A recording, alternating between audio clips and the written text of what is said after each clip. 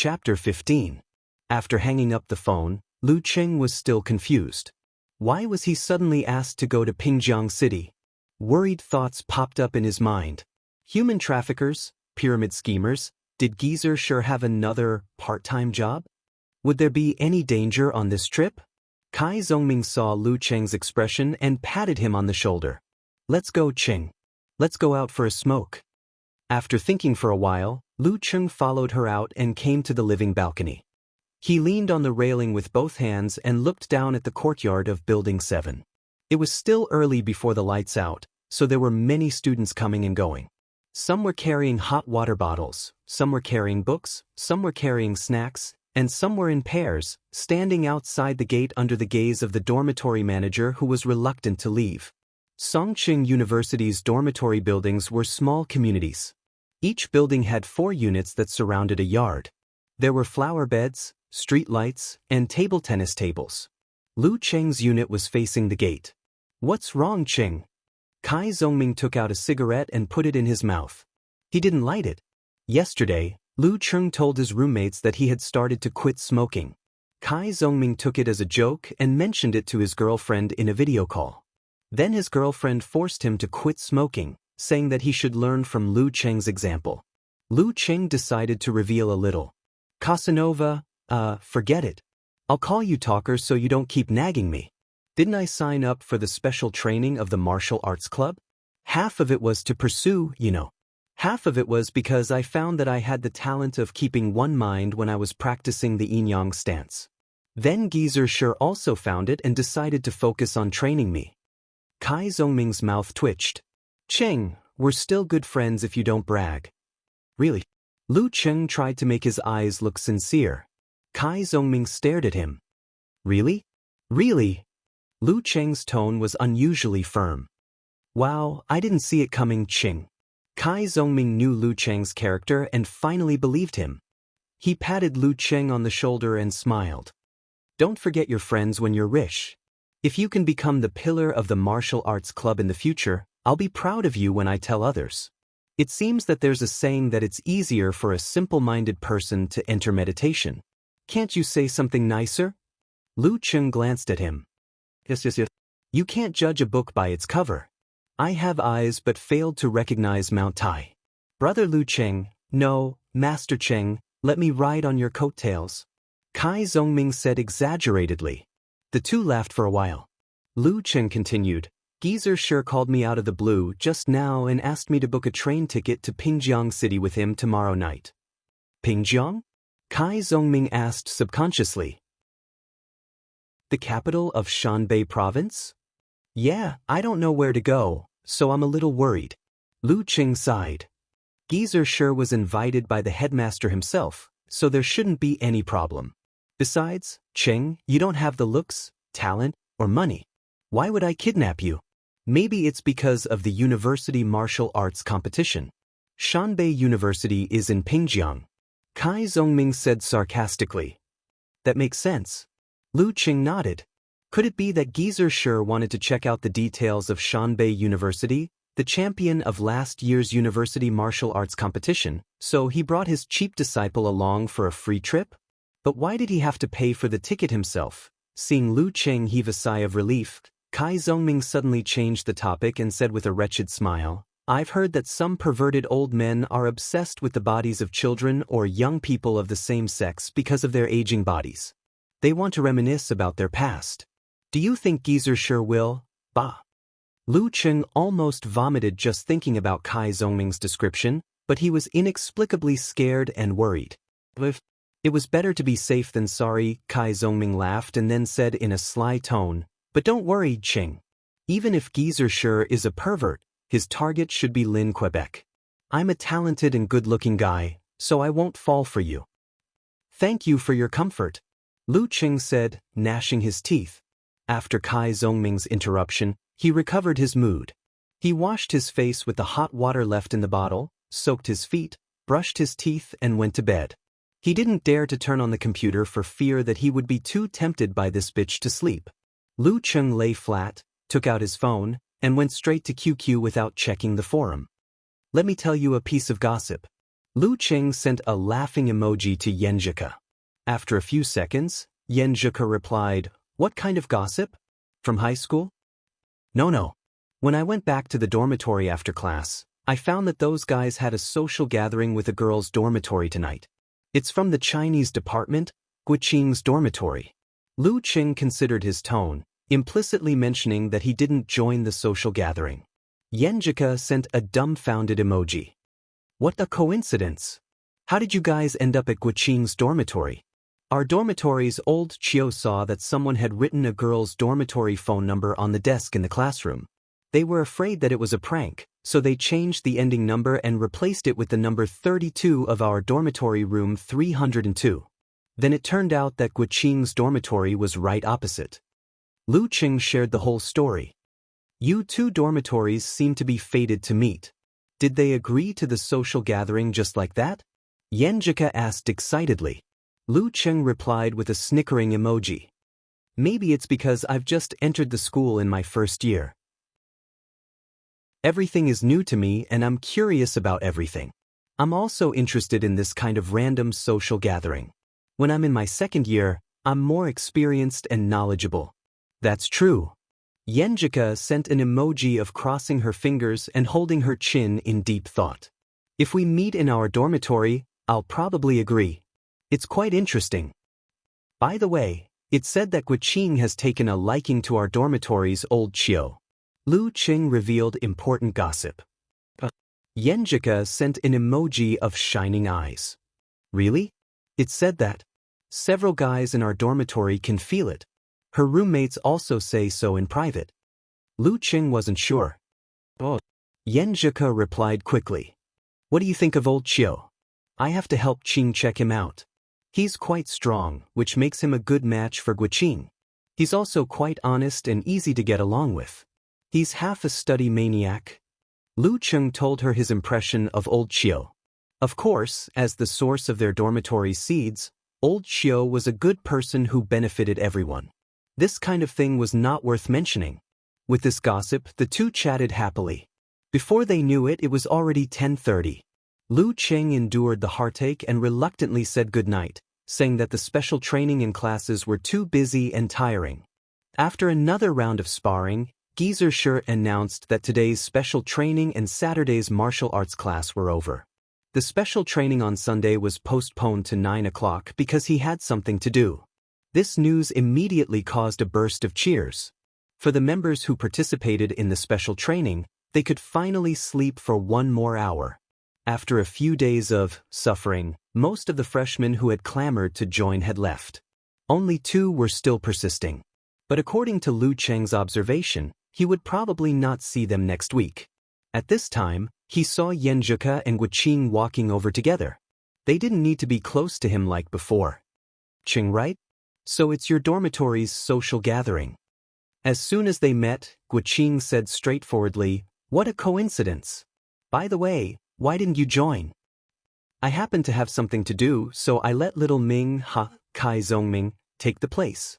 Lu Qing glanced at Yenjika and saw that her expression was normal. Guqing did not ask further.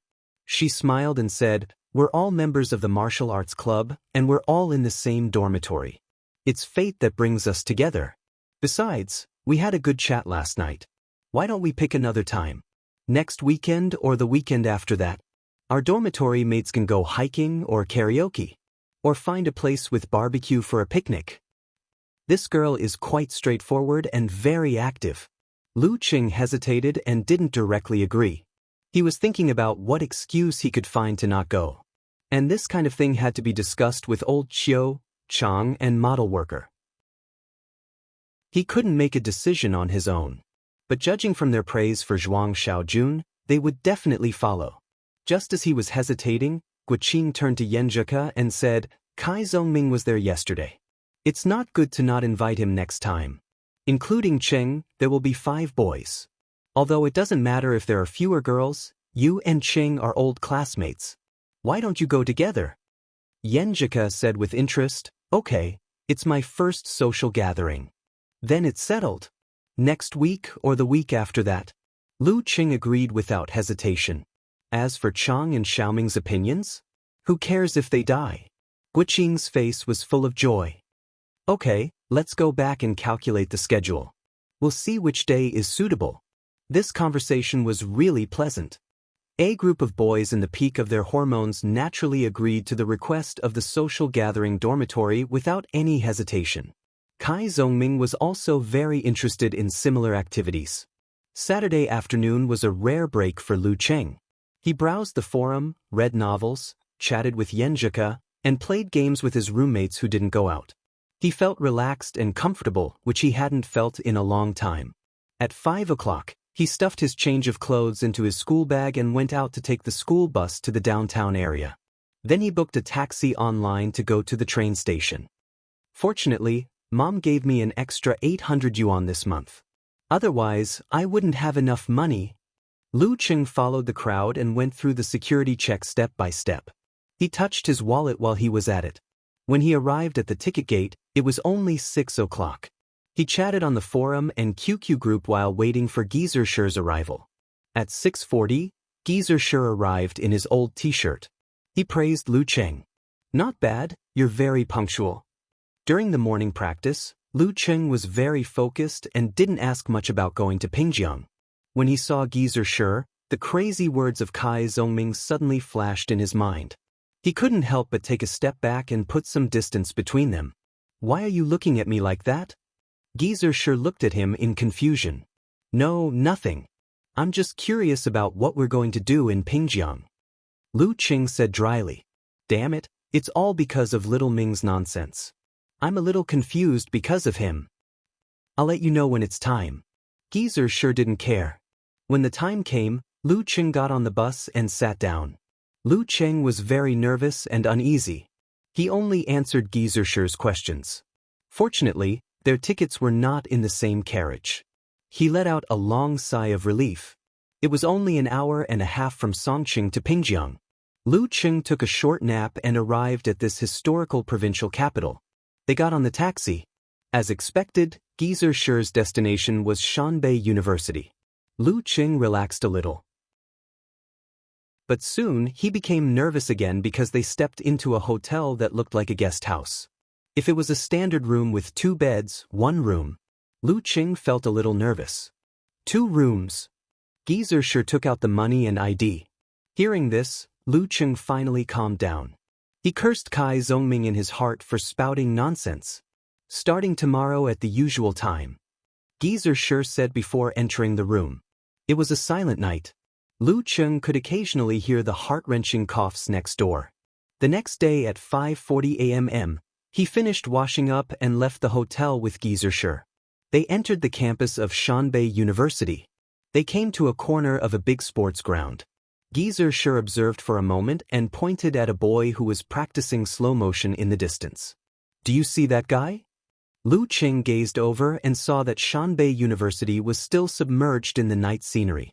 Under a ginkgo tree, yellow leaves fluttered in the wind. A boy in a white martial arts suit was practicing his martial arts. Lu Cheng could barely see his face because of the darkness, but he could feel his high level of martial arts from his punches and kicks. "I see him," he answered, puzzled. "He came to Pingjiang just to see this boy?" Geezer Shur chuckled. "His name is Peng Liun. He entered Shanbei University last year. At that time, he had already reached the realm of body refining Big Dan and Qi generation. He was a professional 8th pin fighter. After that, he defeated the head of the martial arts club and led Shanbei University to the semi-finals. He won the National University Martial Arts competition." "He's Peng Liun?" Lu Cheng had heard this name many times in the forum. He didn't expect to see the real person today. He was said to be a genius among geniuses. He had a good chance of reaching the top 3 pin. Geezer Shur nodded slightly. He is a direct disciple of the Shangqing sect and the nephew of the current warrior sage, Qian Donglu. He liked to think since he was young and often said, "Martial arts need to be derived from nature." What is nature? Physics and biology. That was why he chose to enter the physics department of Shanbei University last year. The reason I brought you here is to show you that this kind of true genius, a genius with status and background, does not slack in the slightest on the martial path. No matter how much he likes to play, go to bars and play games, He will start on time at 5:30 every day. No matter what day you come, you can see him. You see, we came here on a whim, but we still saw him. Even such geniuses are working so hard. If you want to catch up to them, how can you not suffer more and suffer more? Lu Cheng was surprised at Peng Liyun's background at first, but he was gradually shaken by Geezer Shi's words. If he hadn't seen it with his own eyes, and if he had been mentally prepared, such a scene might not have had such an effect. But when he and others came to Shanbei on the spur of the moment, they still saw Peng Liyun getting up at 5 o'clock a.m., working day and night, and persisting in training. He could not help but be shocked. Only when there was a comparison could there be enlightenment. This was a real genius. He was like this, let alone himself. You saw and understood. Then you can go back. Geezer Shi turned around and left with his hands behind his back. Chapter 16. After the trip to Pingjiang, Lu Cheng felt that he had calmed down, really calmed down, from the inside out. In the past, he had gritted his teeth and persevered with great perseverance in the face of hard training every day. He was even firmer because every little bit of effort paid off. But in the end, he had to be patient in order to achieve the professional 9th pin in 1 or 2 years. For the sake of winning Yenjika's favor, for the sake of a bright future, he was eager for quick success and instant benefits. This kind of mentality could indeed drive him to practice hard in a short time. But when he encountered certain setbacks, when his achievements were not as expected, he would inevitably feel even more depressed and lost, tormenting his mind and bringing unpredictable consequences. Guard against arrogance and rashness. It was a good rule from ancient times. He was not arrogant, but he was restless. After calming down, Lu Cheng gradually integrated the daily training into his life. He was calm, gentle, and firm. Even his temperament seemed to have changed, which made Kai Zhongming quite surprised. He often teased, "Did Cheng encounter the unspoken rules? Why do I feel that his temperament has changed a lot?" Facing his words, Lu Cheng only said a few words indifferently, "Come here, I'll strangle you." 2 weeks passed unknowingly. Lu Cheng felt that he seemed to have broken through a bottleneck and stepped into a new level in yin-yang stance, thunder and fire stance, and condensation stance. His ability to coordinate his body at will improved significantly. His temporary explosive force in 2 or 3 moves improved significantly. His concentration and calmness in martial arts competitions improved significantly. His slightly myopic eyes seemed to have recovered their original clarity. Sometimes he could even feel others' gazes. It was Saturday morning again. It was close to 12 o'clock. Li Mao stopped smiling and said solemnly, "Cheng, this is the last time." Lu Cheng nodded slightly and got into position, waiting for the second-year senior brother to feed him. Li Mao did not simply go straight for the middle, like 2 weeks ago. With a step he swam to Lu Cheng's left side. His right hand became a palm knife, diagonally chopping toward Lu Cheng's neck. Lu Cheng did not panic. He raised his left arm and blocked Li Mao's palm. But before he could counterattack, Li Mao took another step and came behind him. But when Li Mao's foot landed, Lu Cheng kicked back without warning. It seemed that he had been prepared. "All right." He praised and took another step forward, dodging the kick. Then he used his footwork and circled around Lu Cheng like a dragon. At this point, Lu Cheng no longer had to deliberately maintain his half-silent and half-alert state. His mind seemed to be divided and converging at the same time. He focused on observing his opponent's movements while calmly and quickly making decisions, countering each move as it came. He firmly defended himself and didn't get flustered by Li Mao's swimming body palm. After fighting for a while, Li Mao's footwork suddenly changed. He suddenly slid closer and followed up with a rushing step cannon fist. His fist was like a cannon, and the wind roared. It had the power to split open a mountain. Lu Cheng didn't dare to take it head-on. He turned sideways and pushed his wrist. However, one of Li Mao's feet had already come in between his legs. If he placed it well, it could be used as a fulcrum for his throwing technique. At the same time, it could also affect Lu Cheng. Lu Cheng wouldn't dare to use his various footwork, making it difficult for him to exert his strength. Seeing this, Lu Cheng's mind was full of ideas and countermeasures. However, he didn't hesitate and made a decision in an instant. He took a step back. Li Mao took a step forward, and he took another step back. Again. It was as if the two were dancing a tacit dance, and the distance between them didn't change much. Li Mao exhaled and stopped trying. He slid closer and used his feet as a source to drive his waist and back. His fists alternated like a chain of cannons, hitting rapidly.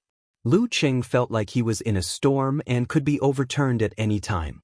He had to use all his strength to maintain his balance. However, he didn't lose his composure. He used his fists, elbows, and arms alternately to block. There was a sense of rhythm. His footwork wasn't messed up, and he kept himself in a relatively suitable position to exert strength. Under this kind of attack, if his footwork was messed up and he couldn't exert strength, he would be defeated in an instant. Lu Cheng struggled to hold on with the chain cannon fist, tiger roar, and wind roar. He completely forgot about the passage of time. Just when he felt that he was about to reach his limit, Li Mao retreated and the pressure suddenly disappeared. He looked at him blankly and saw Li Mao shaking his head and smiling. Time's up. The coach blew the whistle and dismissed the class. This is our first tie. Lu Cheng heaved a sigh of relief. Only then did he feel sore in his hands. He shook them and smiled. Thanks for your mercy. This wasn't modesty, but the truth. Because it was just a teaching practice, Li Mao didn't use his full strength. It was more like a form of feeding. You can't say that. If I didn't practice with you every day for more than 2 weeks and feel your obvious improvement every day, I definitely wouldn't believe that you are the same Chung from before. Li Mao said with emotion.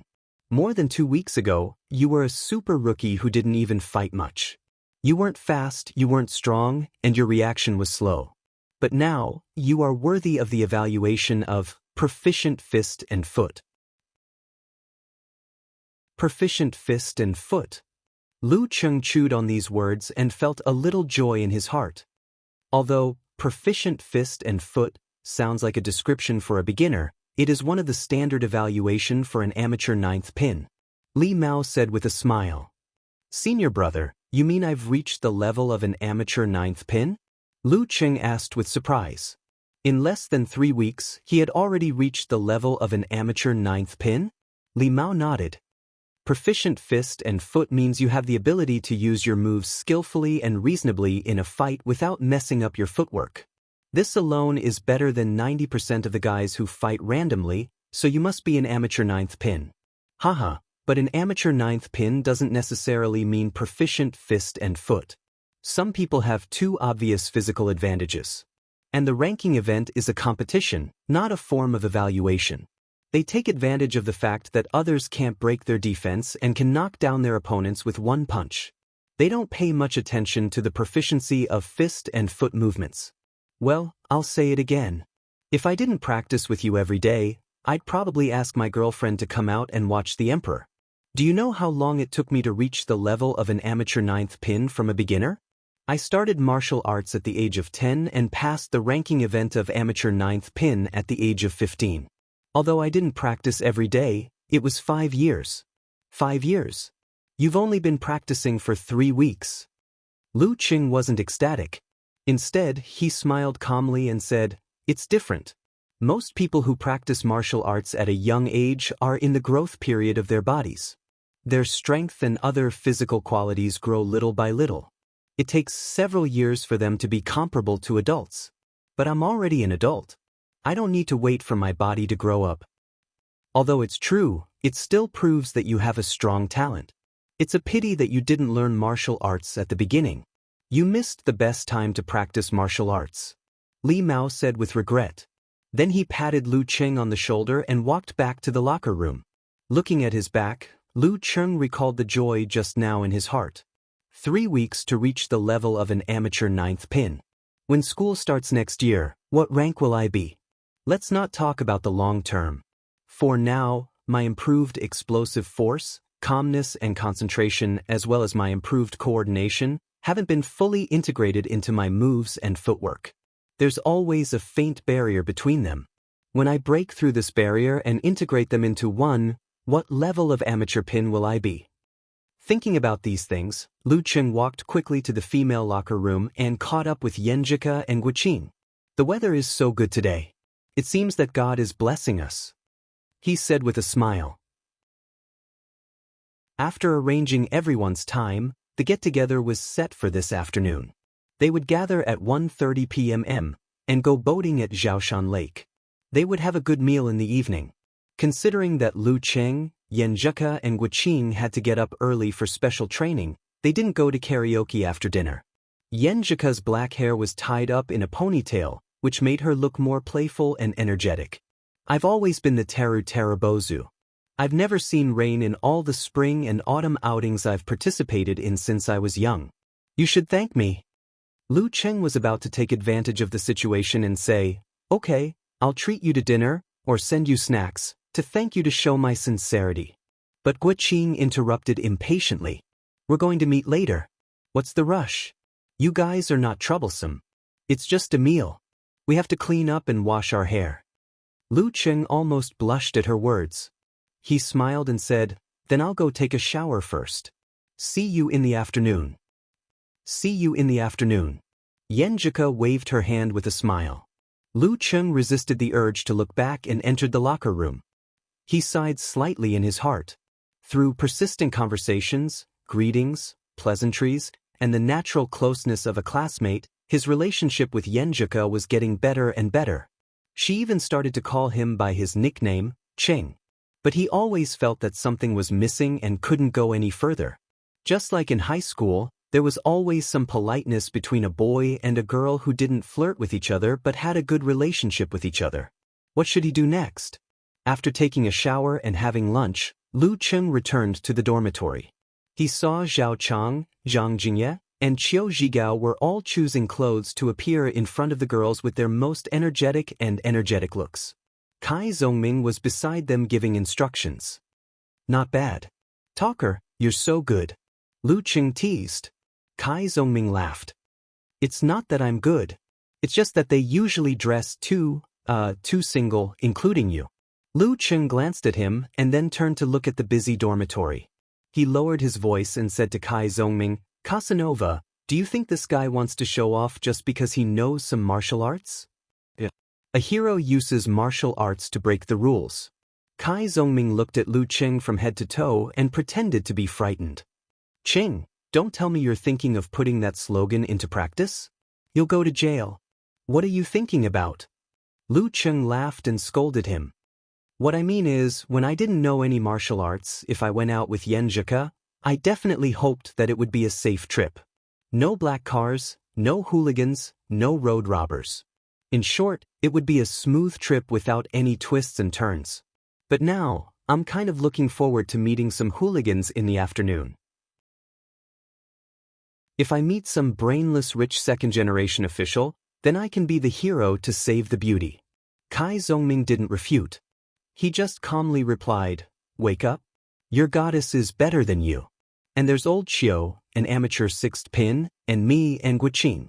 You won't be the hero to save the beauty. You're right. Lu Cheng's mouth twitched. Well, there's no way to trick him. Chapter 17. Watching Zhao Chang change his clothes and take the gel to the bathroom, Lu Cheng suddenly felt a little nervous.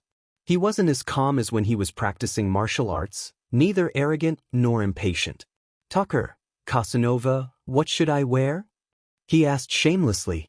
Kai Zhongming crossed his arms and said proudly, now you know to ask me? Wear your martial arts suit if you have the ability. People like Chang, model worker, and old Qiu, who have neither good looks nor temperament, should wear light-colored clothes. At least they look clean and energetic. You used to be like them, but have you taken the wrong medicine recently? You're so obsessed with practicing martial arts that you've become like a human and a dog. You've become more sophisticated. You can wear dark-colored clothes. Just wear that black casual shirt of yours and that short leather jacket, the brown one, which looks more energetic. Hey, don't tuck in the shirt, and don't pull up the leather jacket, it's old-fashioned. Lu Cheng changed his clothes according to Little Ming's guidance. He looked at himself in the mirror and found that he looked pretty good. He had a sense of calmness, but he did not lose the vigor of a college student. As for Zhao Chang, Qiu Zhigao, and Zhang Jingya, although they all followed the basic principle of cleanliness, Kai Zhongming deliberately chose them to distinguish them. He did not want to be mistaken as a dormitory uniform or work uniform. After getting ready, they followed Kai Zhongming out of the dormitory excitedly and nervously.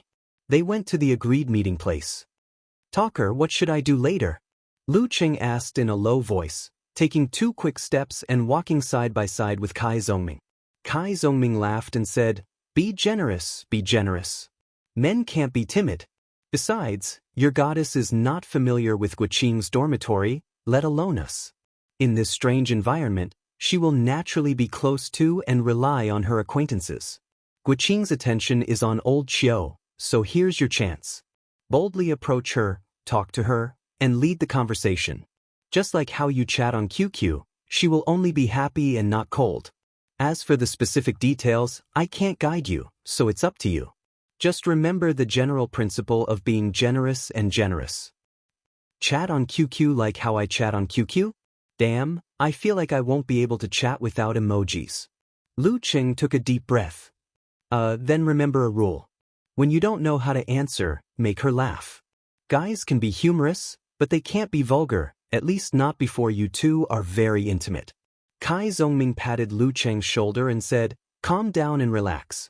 Anyway, I don't have high hopes for you. It doesn't matter if you fail. Just treat it as gaining experience." Lu Cheng glanced at him in disdain.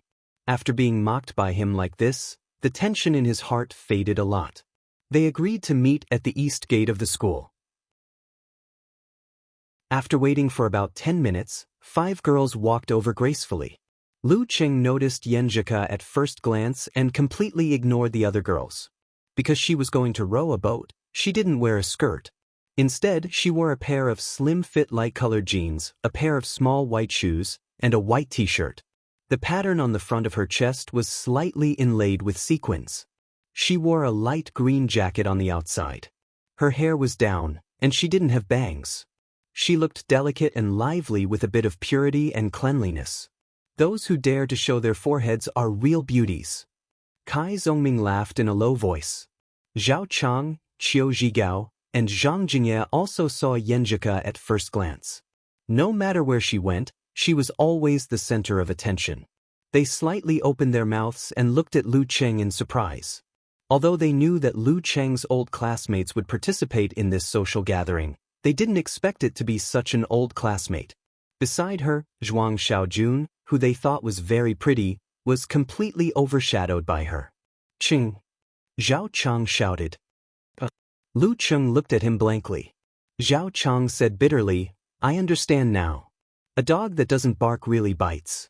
You said I betrayed the revolution. You are the real traitor." His words made Kai Zhongming and the others burst into laughter. Lu Cheng couldn't help but blush. When the 5 girls came closer, Lu Cheng silently said 3 words. Be generous, be bold." While saying these words, he stepped forward and greeted them with a practiced smile. He said to Yenjika, "I thought girls would be a few minutes late. I didn't expect you to be early. Fortunately, we are early." Obviously, Yenjika didn't feel awkward at all. Instead, she relaxed a bit because of the acquaintance. She pointed at Guqing beside her and said with a smile, "Qing is always resolute and resolute. She dragged us here. She even washed her hair at noon for this get-together." As soon as this was said, the few girls beside her snickered. A short girl even echoed, "Yes, yes, a special shampoo is very important." Guqing was a bit shy even though she was a straightforward person. She quickly introduced them to Lu Cheng. "This is Zhuang Xiaojun. That bitch is Pan Shui. This is Yu Fangfang." Lu Cheng glanced around casually. Zhuang Xiaojun was wearing glasses. She looked refined and delicate. Her facial features were indeed good-looking. Pan Shui had neat bangs and baby fat. She wasn't tall and was going for the cute route. Yu Fangfang's skin was darker and she wore black-rimmed glasses. After greeting them with a smile, Lu Cheng quickly introduced his roommates to Yenjika. "That foppish guy is Kai Zhongming. That guy with thick eyebrows and big eyes is Zhao Chang, our leader. Don't be fooled by his righteous face. In fact, he is the one who instigated this social gathering. Zhang Jingye, Qiu Zhigao, Old Qiu. They are honest, but they are all in love.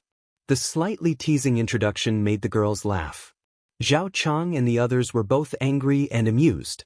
The atmosphere suddenly became lively. Yenjika covered her mouth and laughed for a while. She lowered her voice and said to Lu Cheng, "Aren't you afraid of their revenge? Don't worry. I am an upright person. They don't have anything to blackmail me." Lu Cheng pretended to be righteous.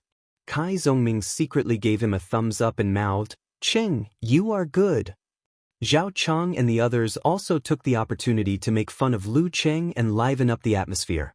But they all had a tacit understanding and there was a limit. They only made fun of each other on a superficial level. No one really mentioned the embarrassing things that would ruin the girls' impression of each other. While talking, Lu Cheng noticed that Yenjika was carrying a small black bag on her back, which made her look charming.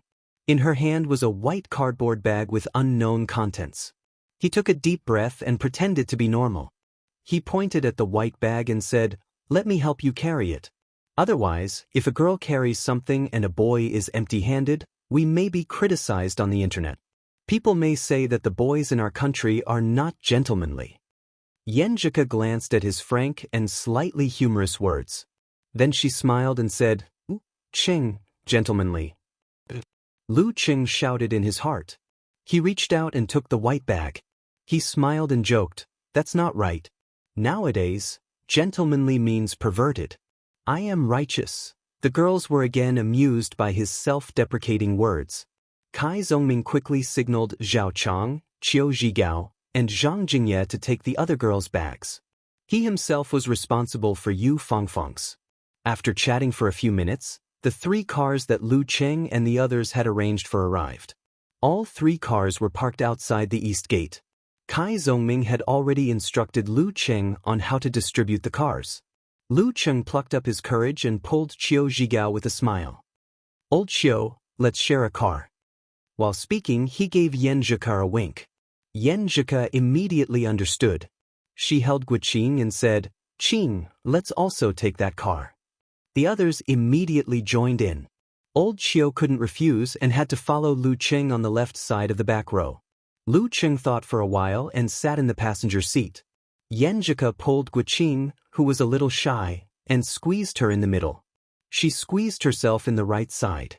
The engine sounded and the car started moving. Lu Cheng didn't care about the distribution of the remaining 6 people. He took out his phone and secretly sent a message to Yenjika. "Old Qiu and Guqing are both strong. You are so pitiful to be squeezed in the back row." Yenjika's phone vibrated. She took it out and glanced at it. Suddenly, a smile appeared on her face. She also joined in the conversation and quietly replied, "Alas, fortunately, I am slim. For Qing's happiness, I have to endure it. You don't know how straightforward and outgoing she is. Today, she doesn't dare to speak. If I don't accompany her, she definitely won't dare to take this car." Lu Cheng and Yenjika tacitly created a topic to guide Qiu Zhigao and Guqing to talk, while they secretly communicated on QQ. It was as if they were on the same side and shared some secrets, which made Lu Cheng feel that the relationship between them seemed to be closer. Because the journey was not long enough, the group of 10 people arrived at Zhaoshan Lake in just over half an hour. They rented orange life jackets and 5 two-person rowing boats by the lake. The girls left their paper bags and backpacks at the lake. Kai Zongming took charge of the situation and distributed the boats with a smile. Since it's a friendship party, it must be a combination of men and women. Let's see which boat can row around the island first. Old Qiu, you and Guqing will be in a group. Well, we are both strong. It's not fair for you to be in a group. Old Qiu made a last-ditch struggle. To be honest, Guqing's facial features were not bad, but her body was a little thick. You're a rough man, and you've never rowed a boat before. Maybe you'll offset Guqing's efforts. Besides, I've asked around. Guqing knows how to swim. You're a landlubber. With her protecting you, we can rest assured. Kai Zongming's nonsense attracted the agreement of the girls. Old Qiu was confused and agreed.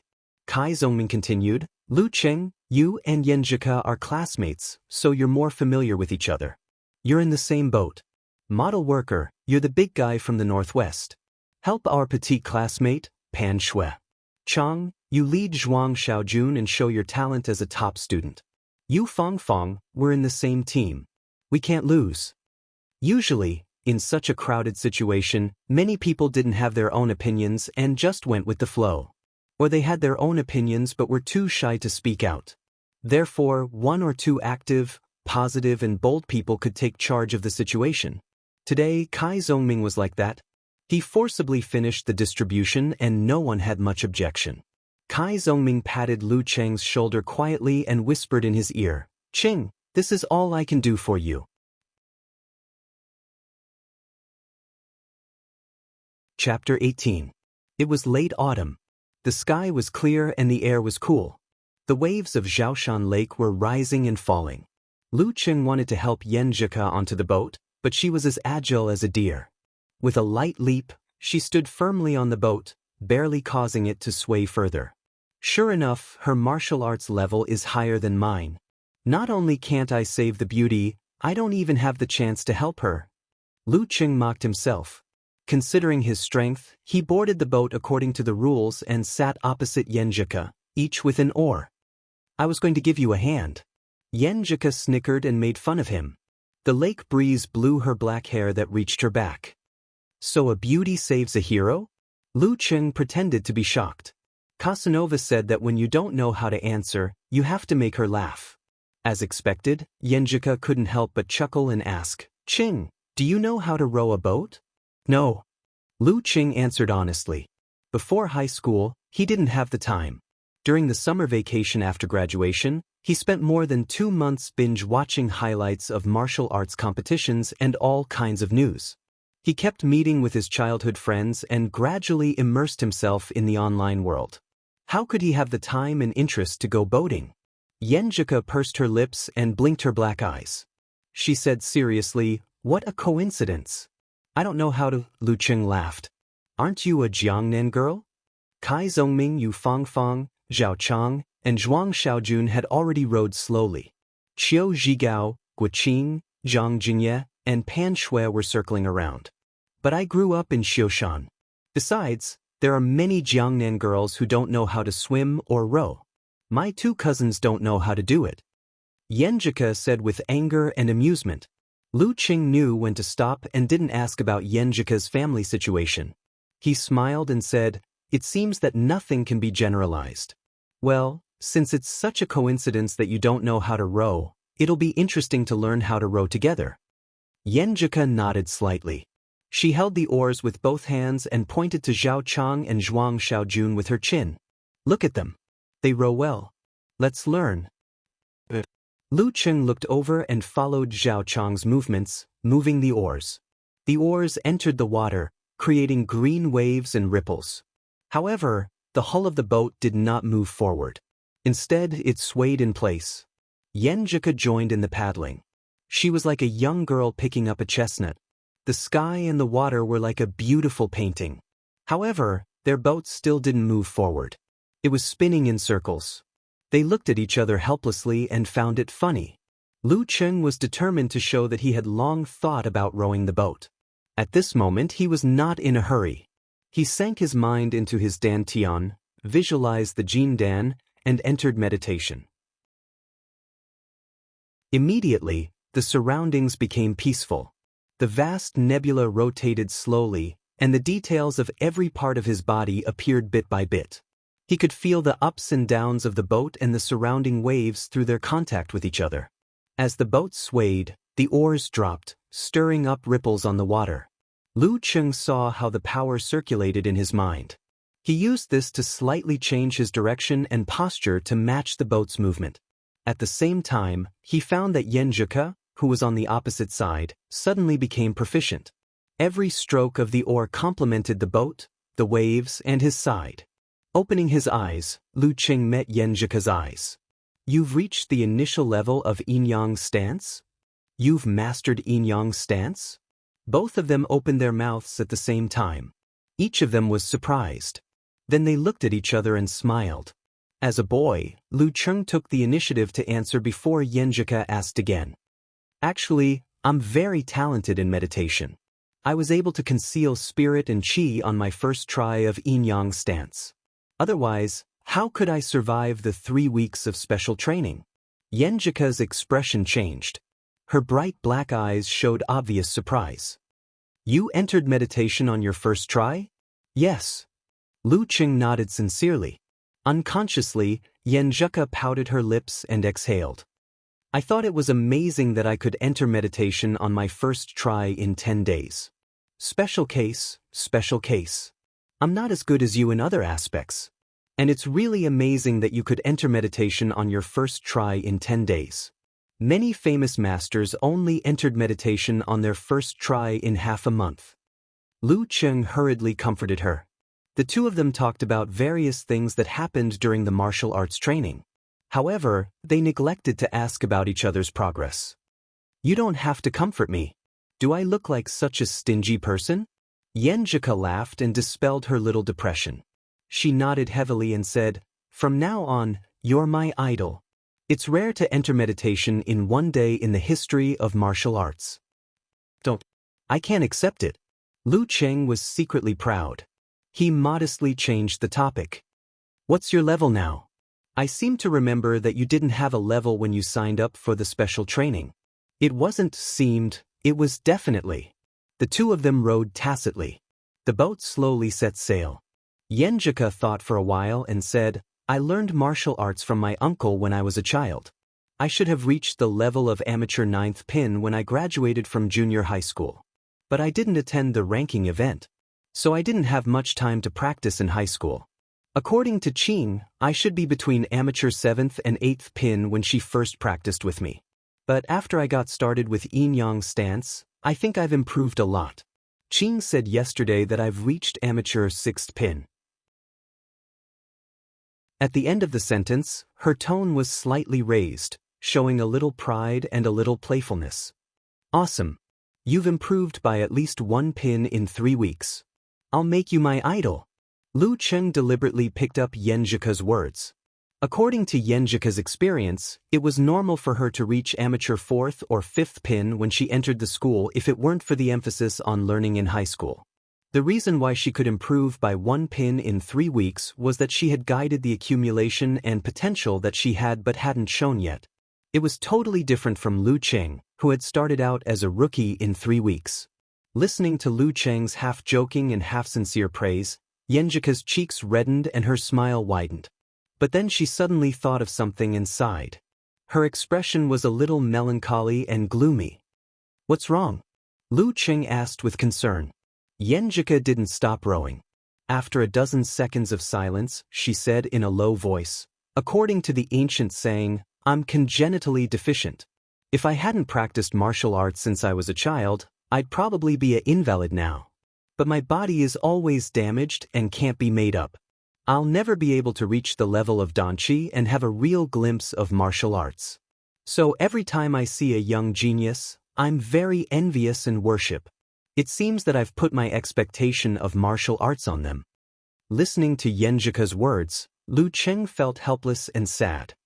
His heart was suddenly filled with tenderness and pity. He wanted to say loudly, Let me carry your dream of martial arts on my back. But some things were better done than said. Bragging now would only make her think that he was joking about this kind of thing. It was too frivolous. It wasn't until now that he understood why Yenjika worshipped Lin Kei like other girls, and why she said, everyone has their own future. It doesn't have to be martial arts. She was not only talking about him, but also herself. Senior brother Li Mao, who practiced with me, said that I've reached the level of amateur 9th pin.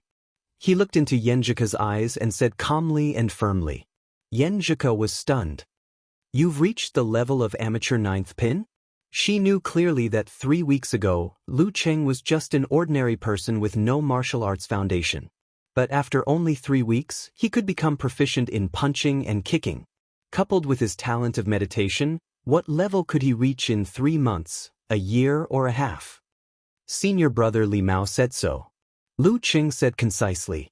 Yenjika stared at him, her eyes as dark as a deep pool. After a while, she said in a low voice, "You have to do your best." "Okay." Lu Qing nodded heavily. While talking, they didn't stop their movements. They cooperated well and soon caught up with Qiu Zhigao and Guqing. When they were about to pass by each other, Guqing suddenly raised the oar and splashed water at Lu Cheng and Yenjika, forcing them to try to dodge and slow down the boat. "Qiu Zhigao, you row the boat. I'll stop them," Guqing said arrogantly. Yenjika was annoyed and amused. She looked at Lu Cheng and asked, "Do you want to fight back?" Looking at the eagerness in her eyes and actions, Lu Cheng said without hesitation, "Yes. You row the boat well." Yenjika bit her lip with a smile in her eyes. She also used the oar to raise waves. Lu Cheng put on his jacket and focused on observing the changes of the boat and the waves. He rowed at the right time to offset the shaking caused by Yenjika's movements and kept the boat moving forward. As for old Qiu and Guqing, as long as Guqing made a big movement, the boat would inevitably shake, so she had to be careful. Both of them had learned the basics of yin-yang stance, so they had a good grasp of coordination. With a good cooperation, they had an obvious advantage. Soon, they overtook Guqing and old Qiu and caught up with the others, causing screams and splashes. They had a lot of fun, with continuous laughter and curses. When they overtook everyone, they were the first to return to the starting point after circling the lake. Lu Cheng and Yenjika looked at each other again and smiled. Again, I, Doryman, am not satisfied." Kai Zhongming and Yu Fangfang were the second to arrive and said exaggeratedly in online language. Round after round, the girls had a lot of fun, but they were also tired.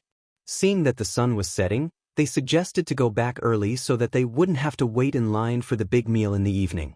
As for the cost, led by Lu Cheng and Kai Zhongming, the boys had already collected enough money. The boat stopped at the shore.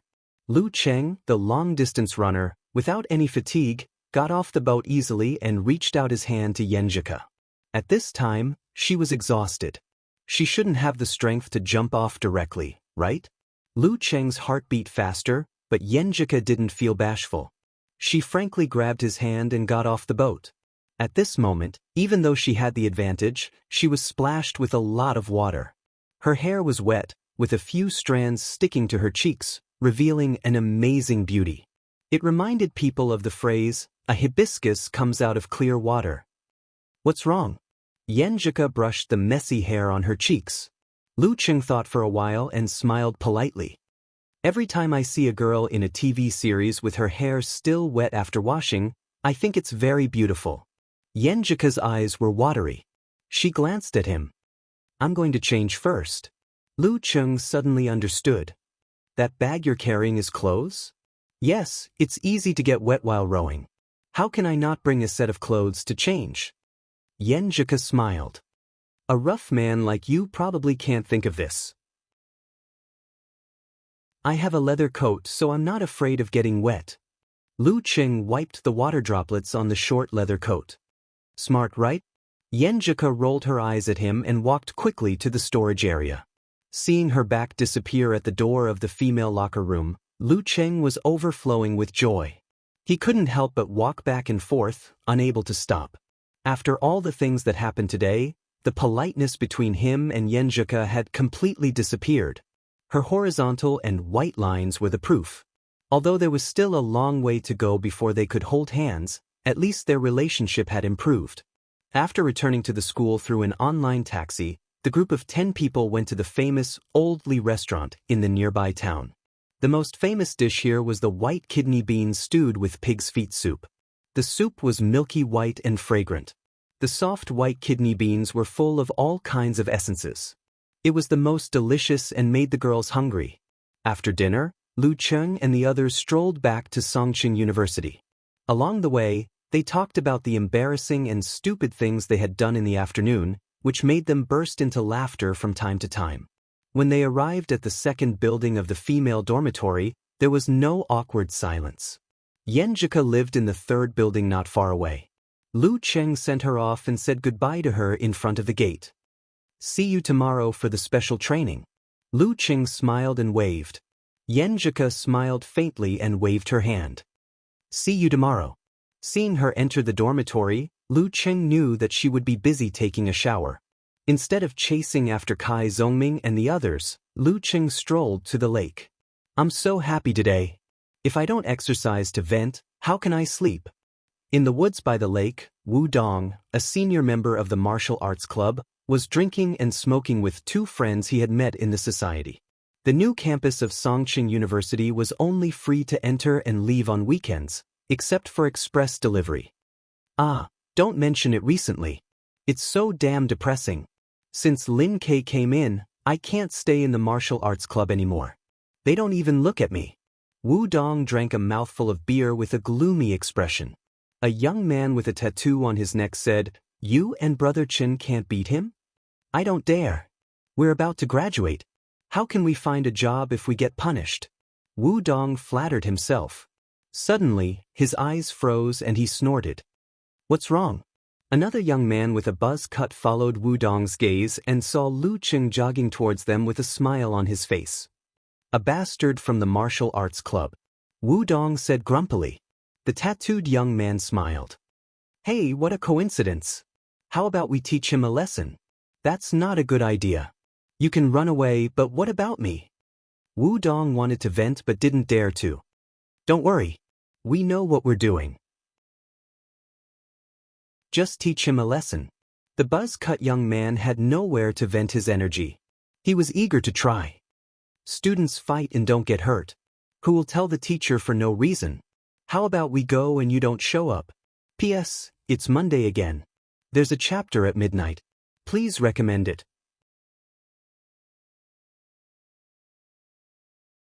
Chapter 19. Wu Dong had been holding a grudge for a long time. Encouraged by the buzz-cut young man, he nodded slowly after a few seconds of silence. "Okay, I'll keep an eye out for you." But the buzz-cut young man stood up and stretched his body. The tattooed young man put down the beer bottle and asked cautiously, "How's that guy? What amateur pin is he?" Wu Dong laughed. "Don't worry. He's just a rookie. He's not even an amateur ninth pin yet. You can beat him easily." The young man with the brush cut and the tattooed young man dropped out of school early and began to mingle in the underworld. They often got into fights, so they had some martial arts experience. In order to rise up, they deliberately befriended Qin Zhonghua and Wu Dong to learn proper martial arts. Over the past 2 years, although they ate, drank, gambled, and smoked a lot, they practiced diligently and often had practical practice.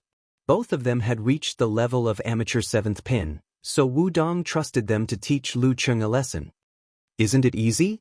I promise you'll be satisfied, Brother Dong." The buzz-cut young man laughed. The tattooed young man thought for a while and said, "Wait a minute. Which one of you can speak Northeastern Chinese? Teach me a few words." What?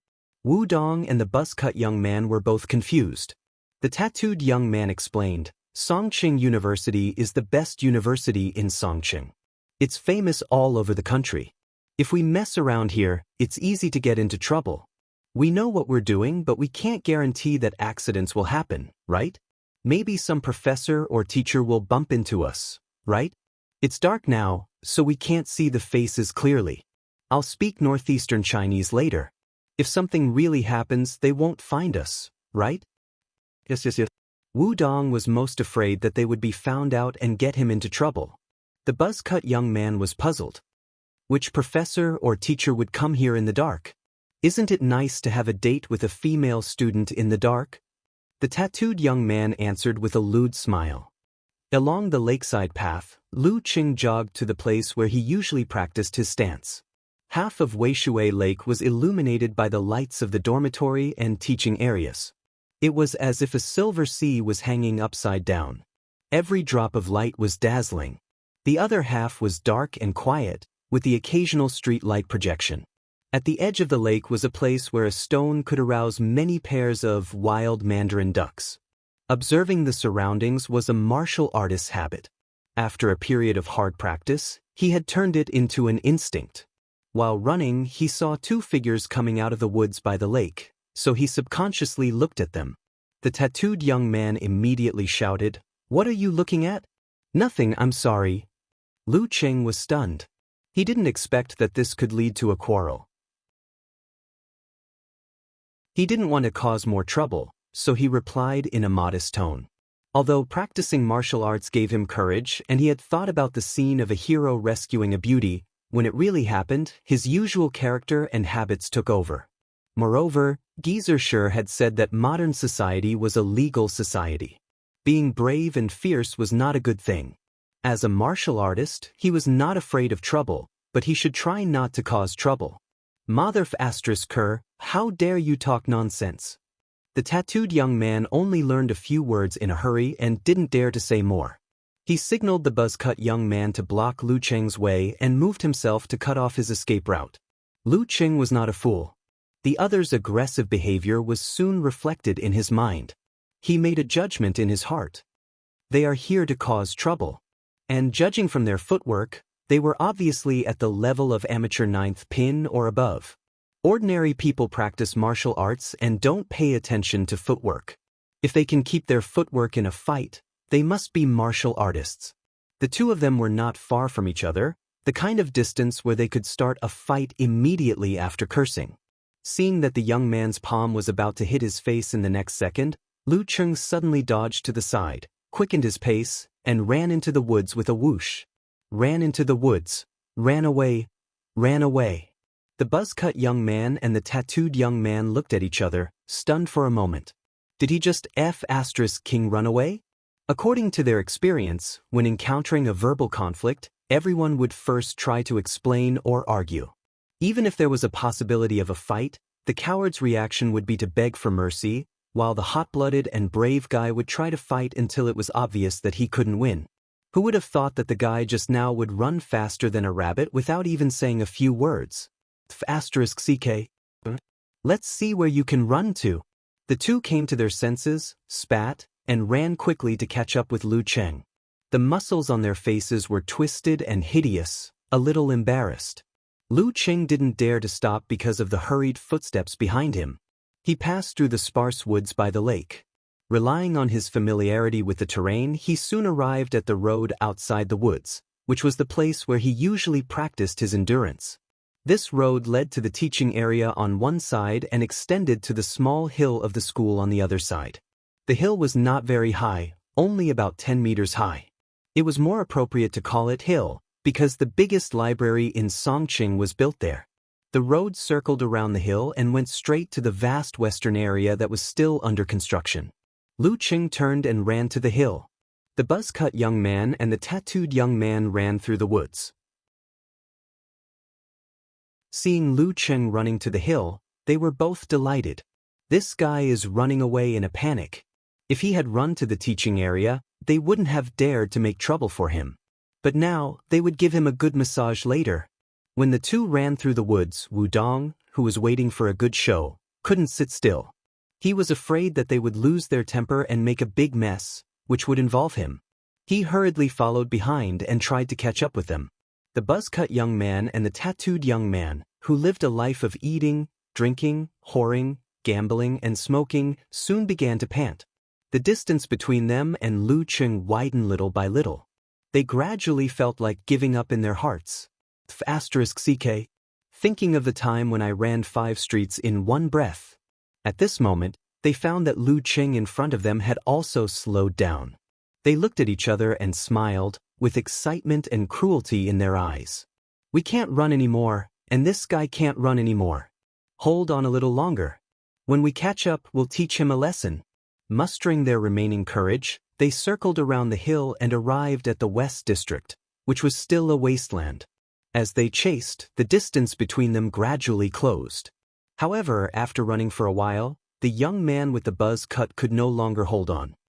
He stopped and panted heavily. You're right. **CK? Huff, **CK, this guy, **CK, **CK, he's too good at running. The tattooed young man ran 2 more steps and couldn't take it anymore. He bent down and put his hands on his knees, watching Lu Cheng's figure getting farther and farther away. I can't. He spoke like a bellows, his chest heaving violently. Wu Dong also caught up at this time. He was gasping for breath, and cold sweat was dripping down his forehead. Seeing that the two had stopped moving forward, he heaved a sigh of relief. He stopped not far away and repeatedly retched. It seemed that he was almost out of breath. Forget it, there's no need to waste time. Smoking hurt the lungs, which controlled the breath. After running for such a long distance, Wu Dong felt a little dizzy. As soon as he finished speaking, his eyes suddenly froze. In the darkness ahead, he saw a figure running back through the desolation. It was Lu Cheng. The tattooed young man and the buzz-cut young man gasped in astonishment. How dare this guy run back? They looked at Lu Cheng and saw that his face was as usual and his breathing was steady. There was no sign that he had run for such a long distance. What the F***ck? What kind of monster is this? The buzz-cut young man and the tattooed young man suddenly felt a sense of horror. Looking at the three of them who were gasping for breath and distancing themselves from each other, Lu Cheng smiled without saying a word.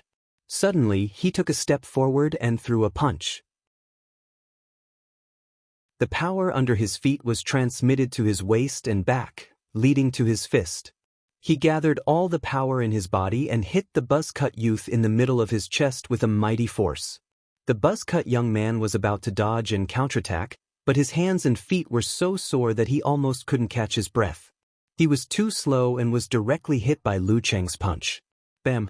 In the muffled sound, the buzz-cut young man was hit in the middle of his chest. The pain in his bones made him almost stop breathing and he took 2 steps back. Lu Cheng's footwork was not messed up. He followed closely and pressed on his 2 shoulders. Then he tripped him and threw him toward the tattooed young man who was besieging him. The tattooed young man who was also weak in arms and legs staggered. Of course, Lu Cheng wouldn't let go of this opportunity. He took a step forward, twisted his waist and kicked the tattooed young man's left shin. Ah! The tattooed young man screamed. Although his bones weren't broken, he was in so much pain that he hugged his leg and rolled on the ground. Like the buzz-cut young man who was almost out of breath, he lost his ability to fight for a short time. After getting rid of them, Lu Cheng looked at Wu Dong who was struggling to come closer and said with a smile, "So it's senior brother Wu who wants to teach me a lesson. Then I have no choice but to ask for your advice." Wu Dong looked gloomy and panted. "I'm tired, but you're not tired? We're the same. I'm an amateur second pin master. Who do you think you are?" "Sorry, I'm not tired."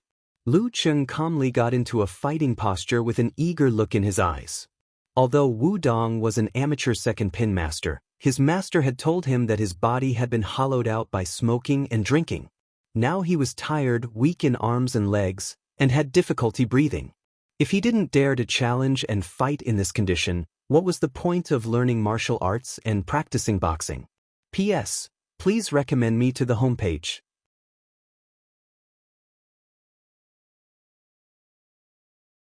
Chapter 20.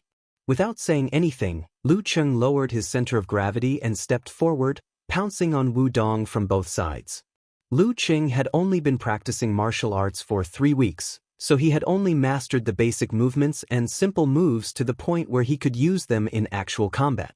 He hadn't had time to learn the more complicated moves. But humans were different from animals because they were good at observing and imitating. In the face of Wu Dong, who was much stronger than him, he instinctively wanted to do better. In his mind, the footwork of Chen Zhonghua during the fight with Lin Kei suddenly appeared. Chen Zhonghua moved forward, crisscrossed, and attacked like a terrifying poisonous snake. Compared to Chen Zhonghua, Lu Cheng was obviously not as proficient and detailed in this footwork. But he had been practicing the yin-yang stance for a long time, so his body coordination was quite good and his spirit was highly concentrated. Under the condition of half meditation, he could easily and subtly adjust his center of gravity. When he stepped to the left, his center of gravity was slightly to the right. When he stepped to the right, his center of gravity was slightly to the left. It was hard for Lu Cheng to distinguish his real target. Even Wu Dong, who had been practicing martial arts for many years, felt that this was a thorny problem.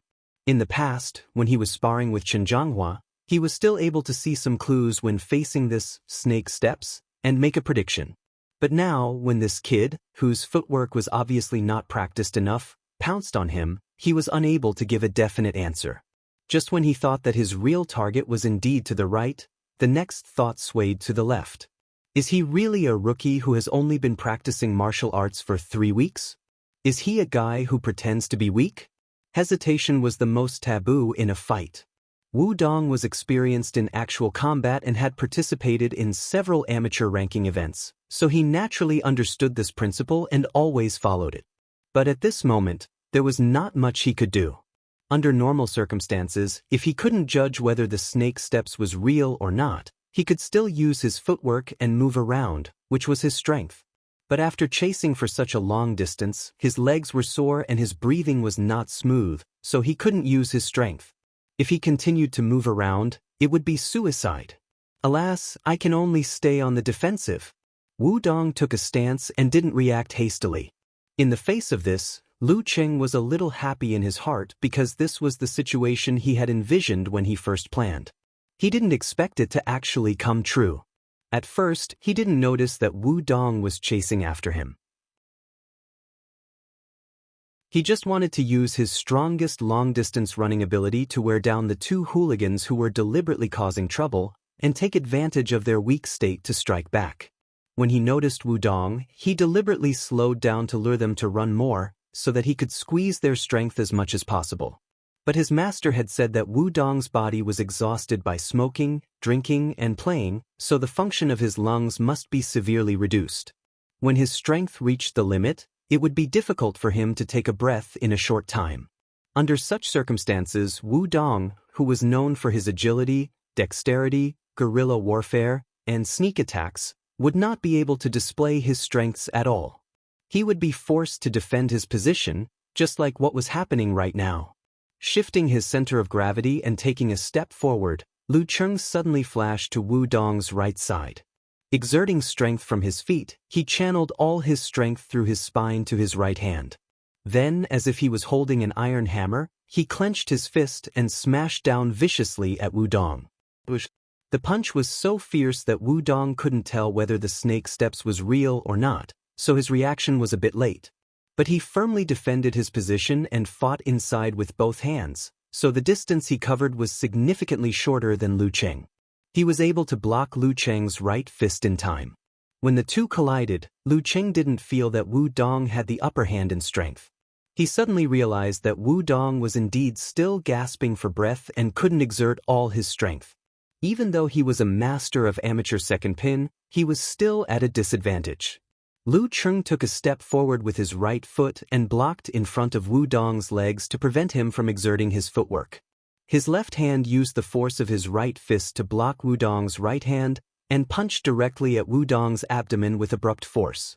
Wu Dong couldn't dodge, so he had to take the blow head-on. With a bang, their bodies met. Lu Cheng exerted strength in his feet, slightly leaned to one side, and lowered his elbow to hit Wu Dong again. He had to take advantage of Wu Dong's current condition and force him to fight in close quarters, which was his weakness and his current fatal problem. If he couldn't catch his breath, the result would be clear. If he fought on the move, he would give Wu Dong a chance to catch his breath. Bang bang bang. They exchanged several blows. Wu Dong had been practicing martial arts for many years and was very experienced, so he didn't show any flaws. Lu Cheng blocked Wu Dong's attack again with both hands, but he was keenly aware that Wu Dong's body was swaying slightly. This was like a rock that had finally loosened under a violent storm. Wu Dong couldn't catch up with his strength. Lu Cheng lowered his waist and adjusted his body's fine details.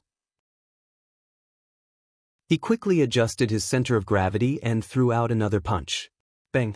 Wu Dong's stance was broken by the punch and he staggered back. But he was smart enough to not give Lu Cheng a chance to pounce on him again. He rolled to the side to avoid the punch. Seeing Wu Dong rolling on the ground, Lu Cheng felt a little happy. He had forced Wu Dong, an amateur second pin, to this point. Victory was at hand. He closed the distance with a sliding step and was about to give Wu Dong a whip kick like Lin Ke did. At this moment, Wu Dong narrowed his eyes and grabbed a handful of dirt behind him with his left hand. He threw it at Lu Cheng. Lu Cheng didn't expect this at all. Seeing the dirt flying at him, he closed his eyes subconsciously, put his left hand in front of his face, and tried to move sideways. But he was in a hurry. Some dirt got into his eyes, making them sore and painful. He couldn't open them for a while. His mind was in a mess, and he was at his wit's end. Bang! Lu Qing felt a pain in his back as he was punched. He lost his balance and fell forward. The familiar situation and experience made him calm down instinctively. He adjusted his body and tried to change his center of gravity. When one calmed down, one's mind would be clear. Lu Qing recovered from the fall and realized that he was at a disadvantage because of his lack of combat experience. Now he had to stay calm and not let Wudong take advantage of the situation to attack him. The Jindan rotated slowly, the nebula contracted and expanded, and the muscles in his body adjusted harmoniously. Lu Qing staggered a few steps and regained his balance. At the same time, he changed his direction with every step, narrowly avoiding the attack behind him. Lu Qing found that he still couldn't open his eyes. He couldn't stop his tears, as if he had been beaten. He was surrounded by darkness and didn't know where Wudong would come from. What was more frightening was that he didn't dare to make a big scene. He didn't attack the vital parts of the short-haired young man and the tattooed young man. It wouldn't take long for them to recover their basic combat strength. Calm down. Calm down. Lu Qing made a decision. He visualized the form of condensing water to ice in his mind. He felt that all kinds of distracting thoughts were frozen and his senses became very sharp. Condensing water stance of the ice sect. Everything seemed to be quiet. Contrary to the yin-yang stance, the condensing water stance focused on the outside. He could hear the sound of wind and footsteps, and the air was filled with a faint smell of alcohol. Lu Qing vaguely sensed that someone was coming from his left through his ears, body, and other senses. He remained calm and raised his hands slightly, as if he was making a defensive move and waiting for his eyes to recover. Lu Qing suddenly changed his visualization when the heavy breathing entered his ears. He visualized a scene in his mind where a silver-white lightning struck a tree and ignited a flame in an instant. Lightning and fire stance of the Thunder sect. As soon as the lightning and fire appeared, Lu Qing's muscles wriggled naturally. He felt his tailbone go numb and his body sink as if he was struck by lightning. Then a hot current surged out from his spine and closed all the pores all over his body. It was like a prairie fire that completed a terrible outbreak in an instant. It burned through his waist and back to his left leg. His left leg looked normal, but it suddenly tightened and kicked sideways without warning. Bang! Lu Qing felt that he had kicked something solid and vaguely felt bone under his foot. Then he heard a cry of pain and the sound of someone falling to the ground. Stun. He kept calm and didn't put down his defensive posture. He just rubbed his eyes and with the help of his tears, the dust finally flowed out and restored his vision. From blurred to clear, Lu Qing saw Wudong rolling in pain on his left side as if he had kicked him in the thigh. The brush-cut young man and the tattooed young man had just recovered but were still unable to stand up. Phew. A real battle is really different from a pair practice. Lu Qing secretly heaved a sigh of relief and felt a pain in his back. If it weren't for his yin-yang stance that had reached the realm of inward vision with the help of the Jindan, the condensation stance that had improved his senses and attention, and the lightning and fire stance that had a terrible outbreak in an instant, he would have been beaten by the experienced Wudong. The yin-yang stance, the lightning and fire stance, and the condensation stance seemed to be easy to master. However, as the basic stances of the Thunder sect and the Ice sect, they had their own difficulties. That was, how to meditate, how to visualize, and what to visualize. Without any explanation or guidance, even if one was given a complete introduction, only 1 out of 1,000 people would be able to successfully master the stances according to the description. Among them, the yin-yang stance was the foundation. It didn't limit what to visualize, but taught how to enter meditation, how to visualize, how to hold the spirit, and how to guard one. Even so, after Gizershur had taught him on the first day, he had spent 3 weeks guiding and correcting his mistakes. However, until now, it seemed that only he and Yanzhika had mastered the yin-yang stance. Even Guqing, Li Mao, and Sun Jian couldn't do it. As for Lin Ke, it seemed that he had practiced it before. After today's thrilling and fierce battle, his stance and fighting style had finally crossed the threshold and started to integrate into one. However, he still couldn't judge the specific level of his strength. After relaxing, Lu Qing suddenly felt scared. Just now, he had been reckless and wanted to try a real battle. When his chi and blood had calmed down, he was worried about how to clean up the mess. Fighting was punishable by punishment. If he didn't know how to control his strength, he would have no choice but to cry behind bars. Fortunately, Zhang Xian had controlled his strength and didn't aim for Wu Dong's vitals. Only when he kicked Wu Dong was he unable to control it because he couldn't see. However, seeing Wu Dong stop rolling and rubbing his leg, Zhang Xian didn't think it was a big deal. It's true that heroes break the rules with their martial arts. Lu Qing suppressed his worries and kept calm. He thought for a while and smiled at Wu Dong. "Senior brother Wu, you're about to graduate from your senior year, right?" Wu Dong covered his leg and looked up at Lu Qing in surprise. He felt that the freshman in front of him was very calm and had pointed out his weakness with one sentence. He didn't see any trace of worry at all. Then he thought of Lu Cheng's sneaky kick and his calmness when he couldn't open his eyes. He suddenly felt like he didn't know him at all. Under his gaze, he couldn't help but look away.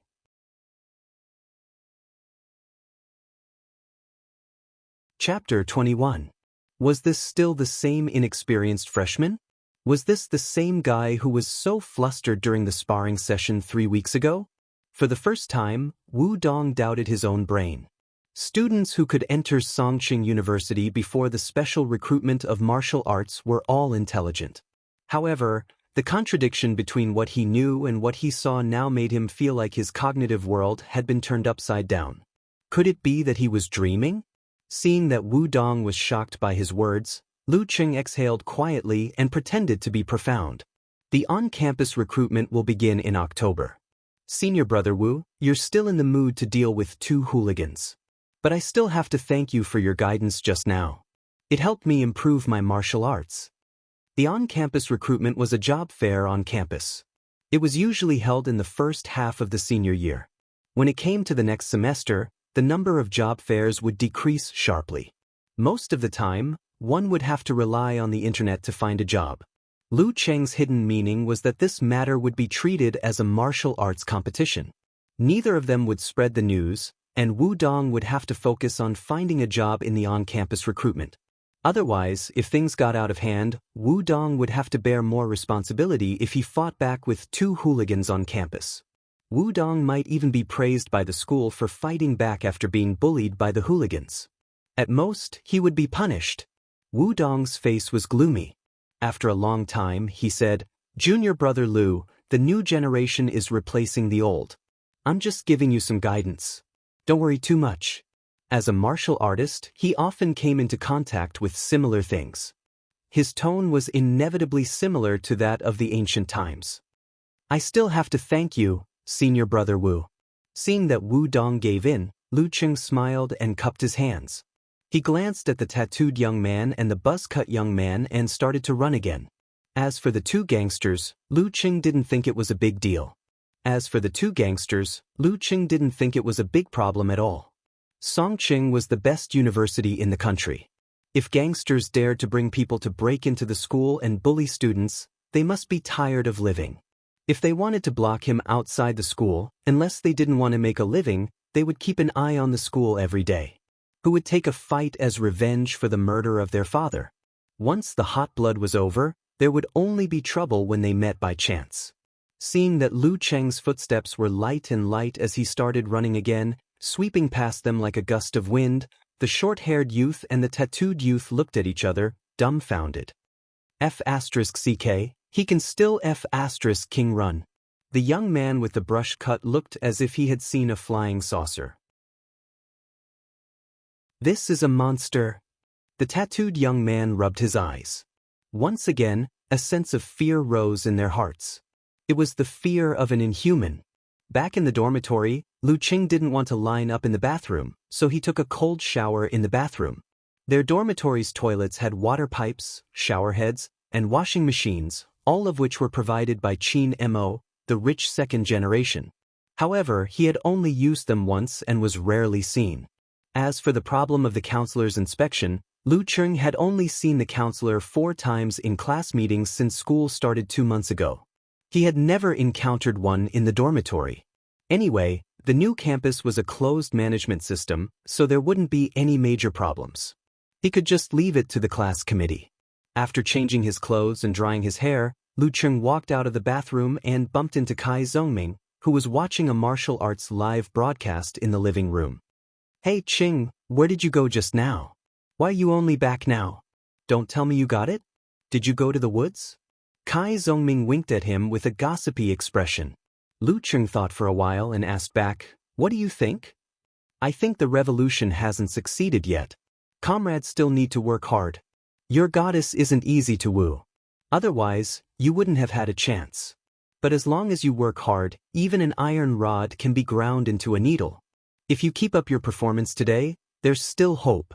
In reality, it's like a flower stuck in cow dung. A blind cat will meet a dead mouse." Kai Zongming encouraged and teased him. Lu Cheng glared at him and walked to the simple sofa to sit down. When he was about to lean on the sofa, he felt a sharp pain in his back, which made him gasp. Wu Dong's attack was really not bad. "Little Ming, help me rub the bruise," Lu Cheng said as he got up and walked to his dormitory.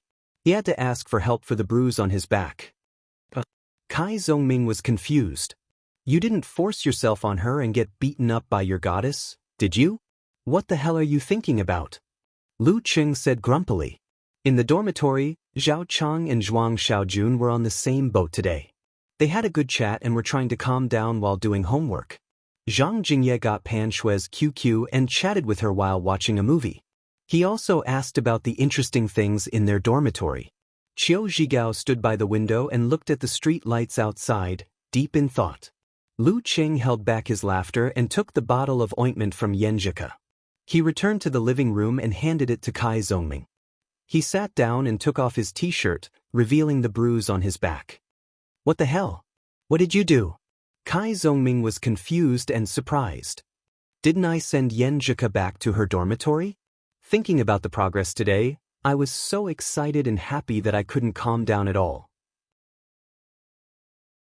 So I went to the lakeside to practice my stance." Lu Cheng didn't hide anything and told his friend what had happened just now. Kai Zongming unscrewed the bottle cap and laughed. "You and Chang are brothers, right? One needs to do homework to calm down, and the other needs to practice his stance by the lakeside. Ha, not only are the feelings of young girls poetic, but so are the feelings of young men. Erotic poems." Lu Cheng ignored his teasing and said, "Then I met 3 hooligans and had a fight." "No wonder." Kai Zongming poured the ointment on his hand and applied it to the bruise on Lu Cheng's back. "You're so brave after learning martial arts. You didn't suffer any losses, right?" A trace of coolness entered the wound and relieved the pain. Lu Cheng narrowed his eyes comfortably and said, "No, I beat all 3 of them down." "Wow, you're awesome, my brother. You've only been learning martial arts for 3 weeks. Did Geezer sure secretly teach you some unique moves?" Kai Zongming put the glass bottle on the sofa and rubbed the ointment hard, making Lu Cheng grimace. "Do you know which school and which department those hooligans are from? We can't let them go so easily." "Wu Dong from the martial arts club." Lu Cheng coughed lightly and said casually, "Wu Dong from the martial arts club? Then let's call old Chiu and go find them." "Wu Dong from the martial arts club? Wu Dong from the senior year?" Kai Zongming raised his voice and lost control of his strength. Lu Cheng almost jumped up from the pain. "Damn, I shouldn't have pretended to be tough at this time." Lu Cheng regretted deeply. "Yes, that Wu Dong who recruited us into the club." Kai Zongming stopped and said, "Ching, I don't study much. Don't lie to me. If you can beat Wu Dong, I'll beat Lin Kei." Lu Cheng hid his pride and said, "It's true. Wu Dong is addicted to smoking and drinking. He's half disabled. When I saw the 3 of them, I turned around and ran. But when I ran, I found that they couldn't straighten their backs and started to pant, so I went back. But Wu Dong is really good. He almost beat me down in this situation." Kai Zongming suddenly understood and continued rubbing the ointment on Lu Cheng's bruise. "I knew it. You can't beat Wu Dong in a normal fight. But to be able to beat him and the other 2 hooligans in this situation, you must be at least of amateur 9th pin, right?" Senior brother Li Mao said, "I'm almost there," Lu Cheng answered, frankly. 3 weeks of amateur 9th pin.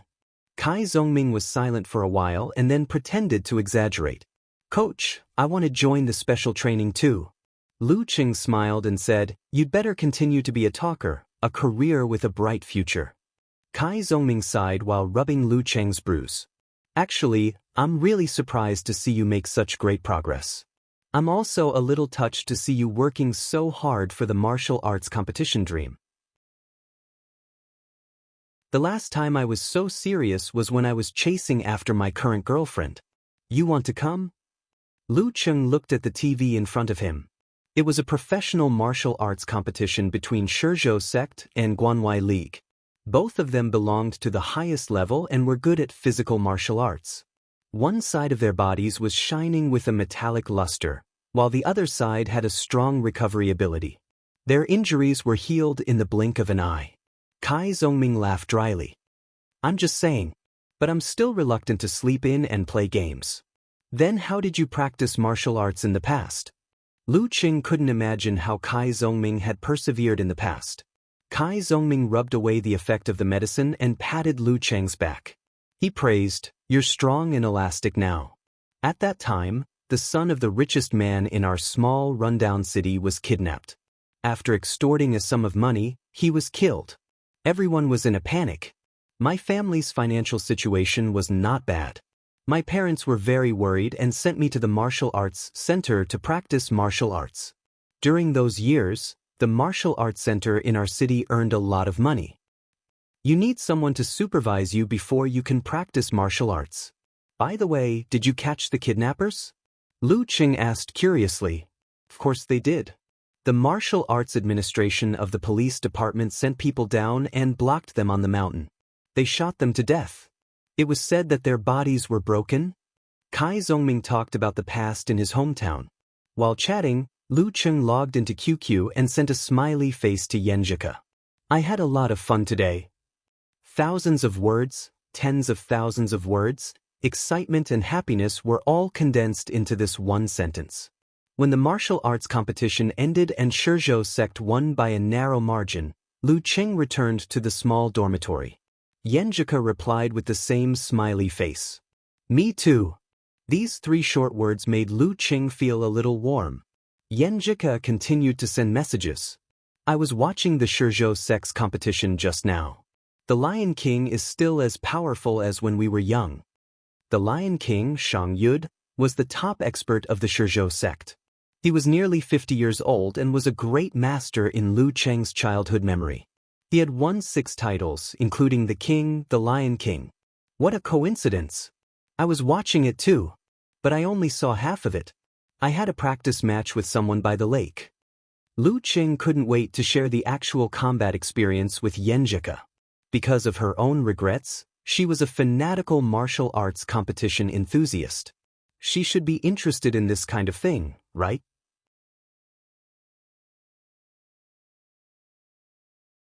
Chapter 22. Yenjika replied quickly, Practice? Are you hurt? It was followed by a stunned emoji. Seeing that Yenjika's first reaction was to care whether he was hurt or not, Lu Qing felt warm in his heart and couldn't help but smile. His fingers moved quickly and he added a smiling emoji. I'm fine. There's just a bruise on my back. I asked little Ming to apply the medicine bottle you gave me and rub it open. I have to say, that medicine bottle is really good. Of course, I have good taste. Yenjika sent a proud emoji. Why did you go to the lakeside? Didn't we just say goodbye to each other? Was it a practice or a fight? Lu Qing saw her curiosity and didn't want her to misunderstand him as a bad boy who liked to fight. He quickly replied, I was so happy today that I wanted to do a steak by the lakeside to calm down. You're so funny. Yenjika replied. Lu Qing continued, but when I arrived at the lakeside, I met 2 punks who deliberately provoked me. I didn't want to talk to them, but they surrounded me directly. There was an acquaintance behind them. An acquaintance? Yenjika sent a cute emoji with a question mark above its head. Yes, an acquaintance, Wu Dong from the martial arts club. Lu Qing didn't keep her guessing. Wu Dong? Then how did you beat them? Are you really okay? Yenjika didn't send an emoji this time, but a series of questions. I'm fine. If I was, would I still be here talking with you? Lu Qing said humorously. Yenjika sent her most common dumbfounded emoji. Then what happened? Wu Dong is an expert of amateur second pin. You didn't get hurt in the fight with him. Of course I couldn't beat them. Judging from their footwork, they should be of amateur 8th or 9th pin. At that time, I only had one thought in my mind. Lu Qing deliberately kept her guessing. Conversation was about interaction. The thought. Yenjika sent a curious emoji. Of the 36 stratagems, the best strategy is to run away. If you can't beat them, run away. Lu Qing sent a laughing emoji. It was too late. Before they surrounded me, I ran to the lakeside woods. Yenjika sent a cute emoji of Ultraman and Little Monster eating ice cream side by side. You're so smart. Then how did the fight start? You've been caught? You flatter me. After running for a while, I arrived at the foot of the library hill. I was going to ask for help from the teachers and security guards, but I found Wu Dong and the other two running so fast that they were out of breath. The distance between them was getting wider and wider. At that time, I thought to myself, if they are so tired that they can't even straighten their backs and their limbs are so weak that they can't exert any strength, maybe I can give it a try and get some real combat experience? In this part, he slightly modified the idea of a real battle and changed it to that of being chased for a while. He didn't want Yenjika to have the impression that he was a troublemaker. After the teenage years, many girls would not have a good impression of a troublemaker. Well, what happened next? Yenjika urged him with a blinking expression. After that, I changed my mind. I went around the library hill and ran into West Borough. I even deliberately slowed down so that they wouldn't stop chasing after me. Lu Qing told the story bit by bit, leaving hooks to arouse Yenjika's interest. When they stopped and were out of breath, I immediately turned around and ran back. They were so tired. Didn't you feel anything? Yenjika sent an emoji with a blinking question mark above its head. Hee, to tell you the truth, I'm a long-distance runner with good endurance. I just kept a low profile in high school. Lu Qing boasted. Yenjika didn't say much about this. She sent an emoji with blinking eyes. After you ran back, the first thing you dealt with was those two punks? Yes, you're so smart. Lu Qing was not stingy with his compliments. Everyone likes compliments as long as it's not exaggerated or melodramatic. Therefore, when chatting with girls, you should be willing to give compliments when you have the chance. If you don't have the chance, then create one. Of course, there are some masochists who need to be attacked and ridiculed. Nothing is absolute in this world. Yenjika sent an emoji with a blushing face. Lu Qing continued, I was worried that those two punks might have knives or daggers, so I dealt with them first. Besides, they were much weaker than Wu Dong.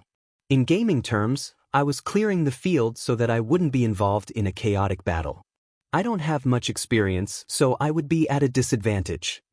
He explained in detail because he felt that with Yenjika's hobby, she would be happy to hear the details of actual combat and the specific psychological activities. I think so too. Yenjika sent a slightly complacent emoji. Great minds think alike. Lu Qing praised again. Those two punks were indeed out of breath and had no strength in their hands and feet. I stepped forward and punched one of them, knocking him down and almost suffocating. Then I threw him to the other one, followed by a whip kick to the other one's face bone, making them temporarily unable to fight. After that, I began to speak and formally challenged Wu Dong. What do you think is the best way to fight at this moment? Yenjika sent a contemplative emoji. Wu Dong's strength is not strong, but his advantage is flexibility and agility. When he's tired, it's better to fight at close range so that he won't have time to rest. Yes, smart. That's what I think. Also, Coach Sure once told me that smoking is bad for Wu Dong's health, and he is already half disabled. If I put a little more pressure on him, he probably won't be able to catch his breath. So I imitated the snake's steps and approached him. I kept fighting at close range. After a few moves, his lower body became weak and his stance was broken by me. He could only roll away to avoid my attacks. And then? How did the injury on your back come about? Yenjika asked, with eyes and question marks flashing in her emoji. With a smile on his face, Lu Cheng lay on his side on the bed. At that time, I wanted to take advantage of the situation and attack, but Wu Dong grabbed a handful of sand and threw it at my eyes. I didn't expect this at all, so I could only turn sideways to protect my eyes. Some sand got into my eyes, so I couldn't open them. Yenjika immediately sent a cat emoji of, "I'm so scared that I dropped my dried fish." And then? How did you turn the tables? You couldn't open your eyes, but you only got hit by one punch. I was very flustered at that time. Fortunately, I turned sideways and only got hit on my back. But I also lost my center of gravity. Relying on the yin-yang stance, I barely managed to adjust my center of gravity and didn't fall. After a few big steps, I steadied myself. During these big steps, I was also constantly changing my center of gravity and direction. That's why I didn't get hit by Wu Dong's consecutive attacks.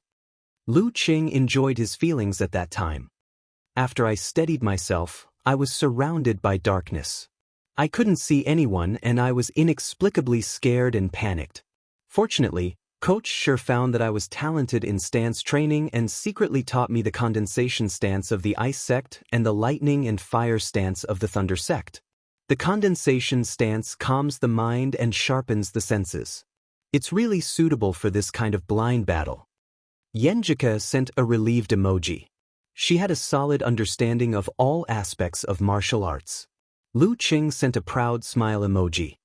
Relying on the condensation stance, I regained my calmness.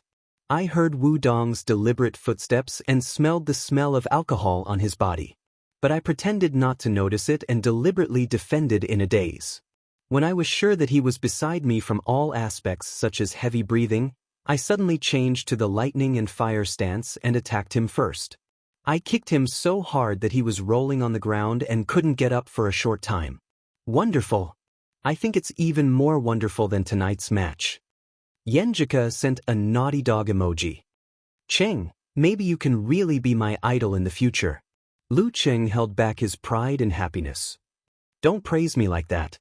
I'll be proud. By the way, do you have any actual combat experience? When chatting with girls, you should know how to ask questions. You may not be able to get the point by yourself. So the best way is to let the other party talk. No matter what the topic is, as long as it's from you, I'll like to hear it. Of course, there are techniques to asking questions. Asking questions like checking a household register is the most embarrassing and annoying. Yenjika sent a pondering emoji with wind blowing by. I haven't participated in the amateur ranking event. I only have 2 actual combat experiences. The first time was when I was in the 3rd year of junior high school and got home late. Not long after I left school, I was suddenly patted on the back. I was so scared that I subconsciously threw the person behind me. Only after I fell did I realize it was my dad. He saw that I was late and came to school to pick me up. He said that his life was full of bad karma. When he was young, he was thrown by my mom, and when he was middle-aged, he was thrown by me. Dad, please forgive me for being unfilial. I want to be like that too. I really envy my father-in-law. Lu Qing thought to himself shamelessly and played along. You'll get used to it soon. What about the second time? The second time was when I accompanied my best friend to meet a scumbag. He used my best friend's savings as a student and had a foot in 2 boats at the same time. When we arrived there, the mistress wanted to beat him up, but the scumbag still protected her. I was so angry that my lungs were about to explode, so I beat them up. They have some martial arts foundation, so it can be considered as actual combat. Yenjika sent an angry emoji. What a scumbag. He should be castrated. Lu Cheng took the side of his female comrade without hesitation. Your best friend was blind. I didn't expect you to be a heroine. Once the topic started, they talked until 10:30 without any awkward silence.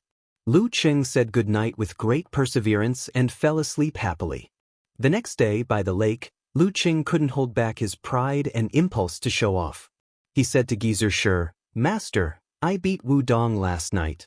Geezer Shi raised his eyebrows. Beat Wu Dong? You must have relied on your abnormal endurance to beat him until he was out of breath, right? He saw through me. Lu Qing didn't know what to say. I can figure it out even with my toes. You can show off in front of me when you can beat Wudong in the martial arts arena and become the main force of the martial arts club. Geezer sure said proudly. As for this year's national martial arts competition, you'd better be a logistics support or a cheerleader. Watch and observe more. Lu Qing was not surprised or disappointed. After all, he had only practiced martial arts for 3 weeks. Speaking of which, Master, the martial arts competition will be held next weekend, right? Yes, and this year's opening ceremony will be held at Songqing University. There will be a first pin expert as a guest. Geezer sure said. Who's it? Lu Qing asked excitedly. This was not only his own curiosity, but also a topic to talk about with Yenjika. Geezer sure smiled. It's not a titled expert. It's Liang Yifan from Shanghai. Him? Good. I also admire him a lot. Lu Qing said happily. Liang Yifan was a martial artist who was a late bloomer. When he was young, he could only practice ordinary martial arts and was a sparring partner in the martial arts club. At 22 years old, he was only of amateur second pin, even worse than Chen Zhanghua of the martial arts club. But even so, he was gradually honed and recognized. He broke the rule of no hope for the rest of your life if you can't reach physical invulnerability before 30, and stepped into the top 3 pin at 32 years old. He was an ordinary and steady man who cherished family ties. For martial arts enthusiasts like Lu Qing, Liang Yifan was the template of their fantasies. Late bloomers are exactly like us.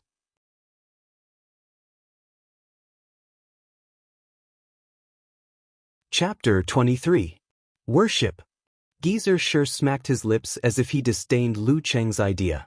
When you can defeat the martial artist you worship, that's the greatest respect you can show them. Worship? Respect? Then defeat him? Hearing Geezer sure's words, Lu Qing's heart was set ablaze. It was the flame of ambition, not YY, but ambition. Can I? Can I really? The flame made Lu Qing tremble slightly. He completely forgot about the pride he had after defeating Wudong with his wits, adaptability, and strength. He changed the topic and said, Master, do you think we can enter the national final in this martial arts competition? The National University Martial Arts Competition was divided into 8 divisions. The top 2 of each division would enter the final circle and finish the competition in one place. The division competition was held from November to January and the national final was held in May. Geezer sure rolled his eyes and said, Do you think I'm a god? You want to enter the top 2 after only 1 month of special training? But Lin Kei will join us. Lu Qing's voice became weaker and weaker. Master, what do you think our martial arts club is in the division universities? We're better than a lot of newbies. But it's impossible for us to enter the top 4. Maybe we can fight for the top 8. Geezer sure thought for a while and said, A professional 9th pin fighter is very impressive for freshmen, but not necessarily for juniors or seniors. Songqing University is not the only school with good seedlings, good foundation, and good coaches. Last year, there was at least 1 professional 9th pin fighter in the top 8 of the division. And that was last year. Now a year has passed. Except for those who have graduated and left school, they won't stay still. Maybe they'll relax and regress. Lu Qing complained silently but didn't dare to say it out loud. How many professional 9th pin fighters are there in Shanbei University? He asked curiously. They were last year's national champions. Geezer sure smiled and said, Why are you asking them?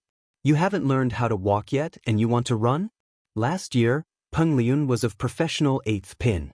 With his talent and hard work, he should be able to advance 1 pin in 1 year before the physical invulnerability. Their martial arts club's president, Su Wanyan, is also of professional 9th pin, but he has some supernatural ability, so he can't be treated as a normal professional 9th pin fighter. A professional 9th pin fighter graduated in his 4th year, but there seems to be another new recruit. This kind of strong martial arts school is much more attractive than Songqing University in this aspect. Just by listening to the introduction, Lu Qing deeply felt the huge gap between Songqing University and Shanbei University's martial arts level. Even without Peng Liyun, Su Wanyan was very likely to defeat his own martial arts club. Was this the difference between an ordinary strong school and a national champion? Seeing Lu Cheng's solemn expression, Geezer sure chuckled. So, this year is a training exercise. Next year, when Lin Ke has improved, you've grown up, and the other's martial arts level has improved significantly, we'll have a chance to make it to the national finals. You've also grown up. Lu Cheng was excited and proud. He blurted out, "Master, I didn't expect you to think so highly of me and think so highly of me." He mimicked Crayon Shinchan, scratching his head and smiling foolishly. Geezer sure said, "I'm just saying. You don't have to take it seriously." Lu Cheng looked up at the sky and pretended not to be embarrassed. Geezer sure stopped talking about the martial arts club and changed the topic. "After yesterday's fight with Wu Dong, I believe you've learned a lot. And I've seen your practice with Li Mao. You can be considered to be familiar with the moves. From today on, I'll teach you the moves of the body refining stage officially. The previous moves could only be considered as a combination of basic movements and force skills." Lu Cheng restrained his excitement and saluted. "Thank you, master. What's the move?" Geezer sure coughed and forced himself to hide his playfulness. "The root of my inheritance is the Ice Divine Kung Fu, which is now the unique skill of the Ice sect. But in the body refining stage, you don't have to care too much about the attribute of the Kung Fu. It won't affect your physical invulnerability in the future. Today, I'll teach you the body refining Kung Fu derived from the unique skill of the Ice sect, 24 Blizzard Strikes." 24 Blizzard Strikes? At this exciting moment, Kai Zhongming's face suddenly flashed in Lu Cheng's mind. If little Ming were here, he would definitely say, 24 Blizzard Strikes? The first move would be called, "I'm Your Father." This move is known for its ferocity and craziness. But the mind must not follow the craziness. Instead, it must be as calm as water condensing into ice. Together with the explosive power of the lightning and fire stance, it's definitely the best in the body refining stage. Geezer sure began to explain. Lu Cheng listened very carefully. This was the first set of moves he had learned. Time flew. He had just memorized the key points of the 24 Blizzard Strikes when it was time to train with the other members of the martial arts club.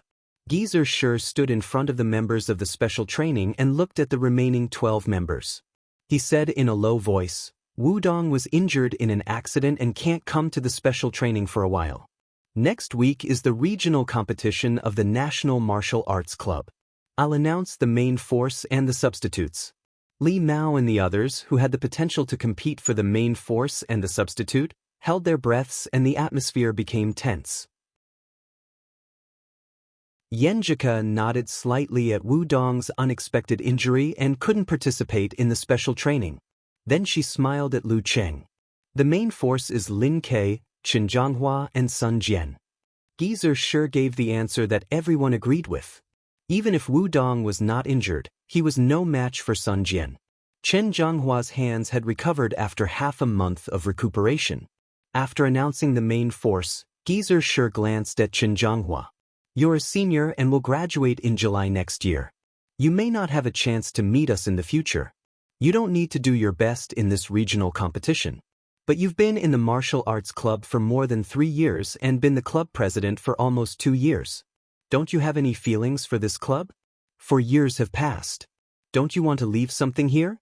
Don't you want your junior brothers and sisters to say that Songqing University Martial Arts Club began to return to glory when Chen Zhanghua was the club president?" Fame and fortune were hard to escape in life. Chen Zhanghua, who was expressionless, nodded solemnly. "Don't worry, Coach Sure. I'll do my best. If I can get into the top 8 in the last year, I won't have wasted these years." Geezer sure smiled satisfactorily at his good attitude. "You'll definitely get into the top 8. He turned to the others and said, "The 3 substitutes are Li Mao, Lin Hua, and Guqing. In a similar group martial arts competition, each side would have 3 people fight in order. The winner would continue to accept challenges until all 3 people from one side were defeated. Then, the competition would be considered over. Since the name list and order of the 3 people to fight were determined by the coach before the competition started, it was very important to determine the opponent's members and order. This was so that the coach could consider the exchange, counterattack, and consumption tactics. In a martial arts competition, not to mention professional fighters with weapons licenses, even in an amateur competition, there was a saying that punches and kicks had no eyes. No matter how good the referees and supervisors were, they couldn't prevent all injuries, so substitutes were necessary. Hearing her name, Guqing was a little surprised. She was stunned for a moment before she cheered and high-fived Yenjika beside her, as if she had already won the championship. You're in good shape and have great potential. After 3 weeks of training, even if you can't reach the level of amateur 4th pin, you'll be one of the best in 5th pin. Gizershur was never so mean to girls. Wu Dong was injured. Except for Li Mao, Lin Hua, and Sun Jian, the other seniors were all of amateur 5th pin. It was natural to choose Guqing. It's a pity that Xiaoming didn't participate in the special training. Lu Qing sighed secretly. As for the rest of you, Yan Zheka and Li Xiaowen, find other girls during the martial arts class and form a cheerleading team. Create a cheering atmosphere in the stands. Lu Cheng and Wu Meng, you guys gather 20 to 30 male members and cooperate with the school security department and the student union to do the security work. Gizershur continued to order. Everyone was stunned. After a long time, Chen Zhonghua finally asked, "Coach Shur, what's the security work?" Gizershur laughed and said, "You don't know? This year's opening ceremony is in Songqing University. There will be a 1st pin fighter here. You don't have to worry about his safety. All of you together won't be able to defeat one of his hands." Before he finished, most of the special training members were excited. Which mighty pin fighter? Can we all ask for his signature? Gizershur coughed and said, "We'll know who he is in a few days. The 1st pin fighter himself doesn't need our protection. He should be protecting us. The specific security work is to cooperate with the school security department and the student union to block the paparazzi, the fan club, and the fan club. If there's a chance, I'll help you to ask for his signature."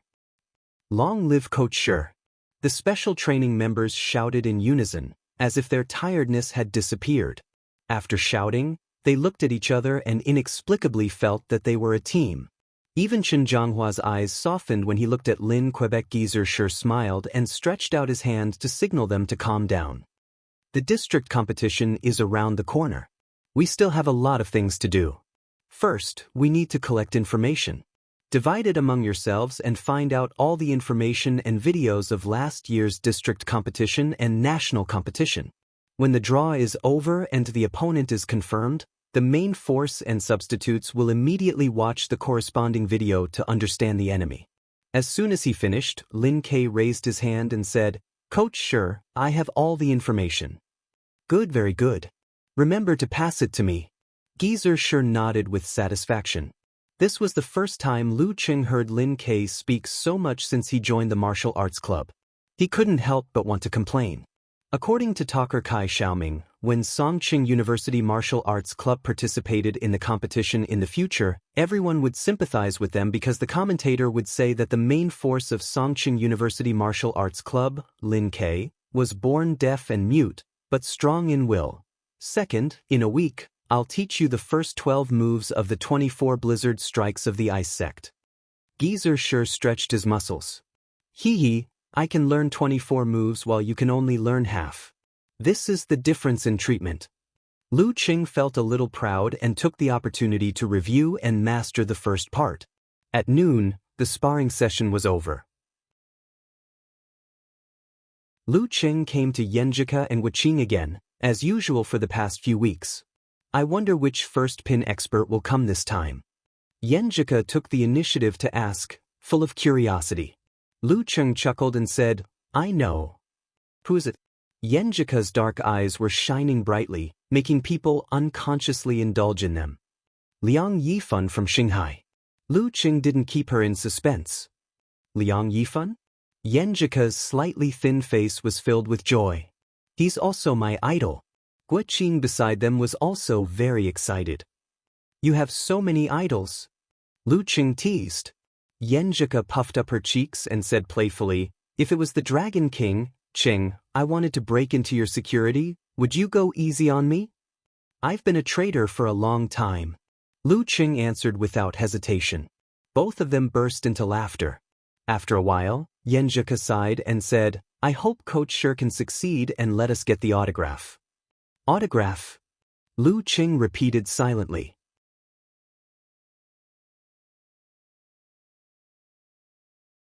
Chapter 24. A week later, at 1 o'clock in the morning, near Songqing University Hotel, it was not quiet at night. Lu Cheng and Kai Zongming wore the martial arts club's special training suits and held walkie-talkies, guarding the door. Behind them was the brightly lit lobby. In front of them were the shadows of the security department, the student union, and other members of the martial arts club. "The school is so stingy. They only gave us a martial arts suit when they asked us to stay up late as security guards." Kai Zongming tugged at his white martial arts suit with black edges and complained, "If it wasn't for my girlfriend who likes Liang Yifan and wants his autograph, I wouldn't have come." Lu Cheng looked at him with hidden bitterness. "Talker, that's not what you said. You said we'll be brothers for life. Cheng, who will help you if I don't? Although I'm so active because I want to get Yenjika's autograph." Kai Zongming laughed dryly. "If it's just an autograph, I can definitely entrust it to you. Didn't Chi Nemo say that if you can help him get an autograph, he will provide you with food for a week? If it wasn't for our brotherhood, why would I stay up late to accompany you? Why isn't Liang Yifan here yet? He said his flight is at 12:05. It'll take him more than 40 minutes to get here. Planes are rarely delayed." Lu Cheng looked outside and saw people everywhere. Some were squatting, some were walking back and forth, some were holding banners, some were whispering, some were looking excited, and some were holding cameras. Most of them were young people. Kai Zongming looked at the scene and sighed. It's already midnight, but there are still hundreds of fans waiting here. The appeal of a first pin Mighty Ones is really awesome. "This is the only place we can see," Lu Cheng said with a smile. Lu Cheng chuckled. "Fortunately, I've pulled some strings with Geezer Sure. Otherwise, how do you think the two of us can stay here? Those guys from the student council and the security department are all jealous. This is a good place to get close to him. Cheng, I'll praise you more." Kai Zongming gave him a thumbs up. "When we change shifts at dawn, will you still go to practice martial arts?" Lu Cheng left the house at 5 o'clock every day to train. He could hide it from others, but he couldn't hide it from his roommates. He had already explained to them that he was going to increase the amount of martial arts training. "Of course I have to go. I'll go back to sleep after I'm done with the training. Otherwise, I'll slack off if I don't have an excuse for not going." Lu Cheng answered calmly. He didn't find it hard or tiring at all. Instead, he took it for granted. While the two of them were talking, there was suddenly a commotion outside. They looked up and saw 3 black cars in the distance. As the vehicles slowly approached, the surrounding sound waves exploded one after another. Many people were shouting themselves hoarse and rhythmically. "Liang Yifan! Liang Yifan! Liang Yifan! Hey hey hey! Those at the door, hurry up and stop the fans and reporters from coming closer." Lu Cheng and Kai Zongming's walkie-talkies buzzed. Both of them were a little shocked by such a scene. After looking at each other, they came back to their senses and quickly rushed out. Together with the other security guards, they came to the side of the car that had just stopped and formed a large circle. According to the practice method, they held hands and blocked the tide of fans and reporters who were trying to fish in troubled waters. The force of the tide was quite fierce. Lu Cheng and the others' outer defense line was almost broken through. Fortunately, Kai Zongming's strength of amateur fifth pin was not just for show. Lu Cheng's coordination and strength had improved a lot. They barely managed to stop the tide, which attracted the angry stares of the fans. "Do you think there will be a group of people on the Shanghai Club or Liang Yifan's BBS live broadcast? A group of people will scold us security guards as boorish hooligans who don't know what's good for them and don't care about our feelings?" Under such circumstances, Kai Zongming still couldn't stop his mouth. He found a chance to talk to Lu Cheng. Lu Cheng nervously stopped him and answered casually, "Maybe they will frame us for beating people up and bullying people. Even if there is no news, we have to make some news. At this time, the car door was opened. Lu Qing knew from the more intense reaction of the fans that Liang Yifan had appeared. Unfortunately, he couldn't see him because his back was facing him. The tide became more turbulent and the shouts louder. Lu Qing felt that his defense line was about to be broken. At this critical moment, he heard a clear and mellow voice. "Everyone, please be quiet. I, Liang Yifan, am flattered to receive such love from all of you. But it's already early in the morning. We can't disturb other people's rest for our own sake. Everyone be quiet. I'll be here with you." In such a noisy and chaotic scene, this voice was no different. It was equally clear to everyone's ears. The noise stopped abruptly. The outside of the hotel returned to silence. The crowd also stopped. Lu Cheng and Kai Zongming turned their heads and saw a man of medium height standing on the stairs at the entrance of the hotel. His height was similar to Lu Cheng's. He was wearing a simple dark blue martial arts suit. He had a calm temperament and was not an ordinary person. Just by standing there, he had the feeling of the deep sea and the boundless earth. People directly ignored his ordinary appearance. "It's really Liang Yifan?" Kai Zongming whispered. Liang Yifan was in his 30s. It was the age when men were most mature but not old. Facing the eyes of the fans, he smiled gently and said, "It's hard to return the favor. Everyone, please line up and sign. I won't go up until tonight. Of course, don't make a noise. It's not good to disturb others. We are all people with good manners." Hearing this, the fans were inexplicably moved. The girls even covered their mouths with tears, crying and saying that Liang Yifan was so nice. The walkie-talkie of Lu Cheng and the others sounded again. "You guys maintain order and let them line up quietly." With the change of responsibilities, Lu Cheng and Kai Zongming started to work again. They stopped the people who cut in line and let the fans line up orderly.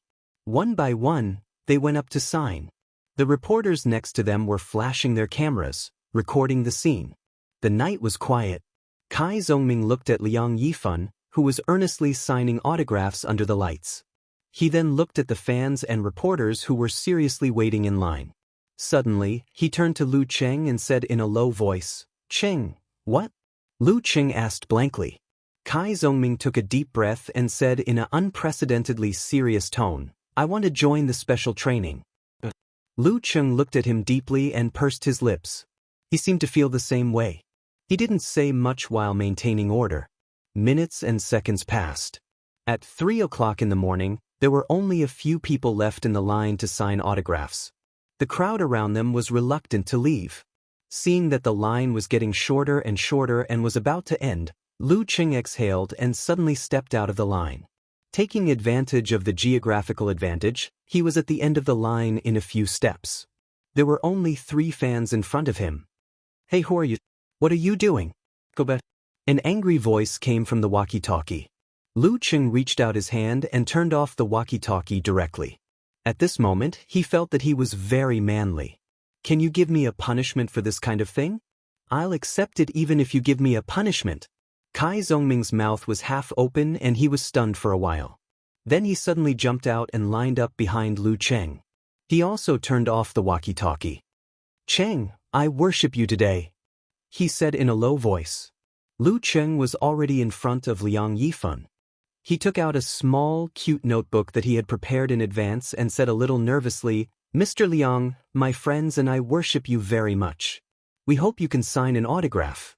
Liang Yifan smiled slightly and said, "Don't worry. You've worked hard all night. I've seen it all.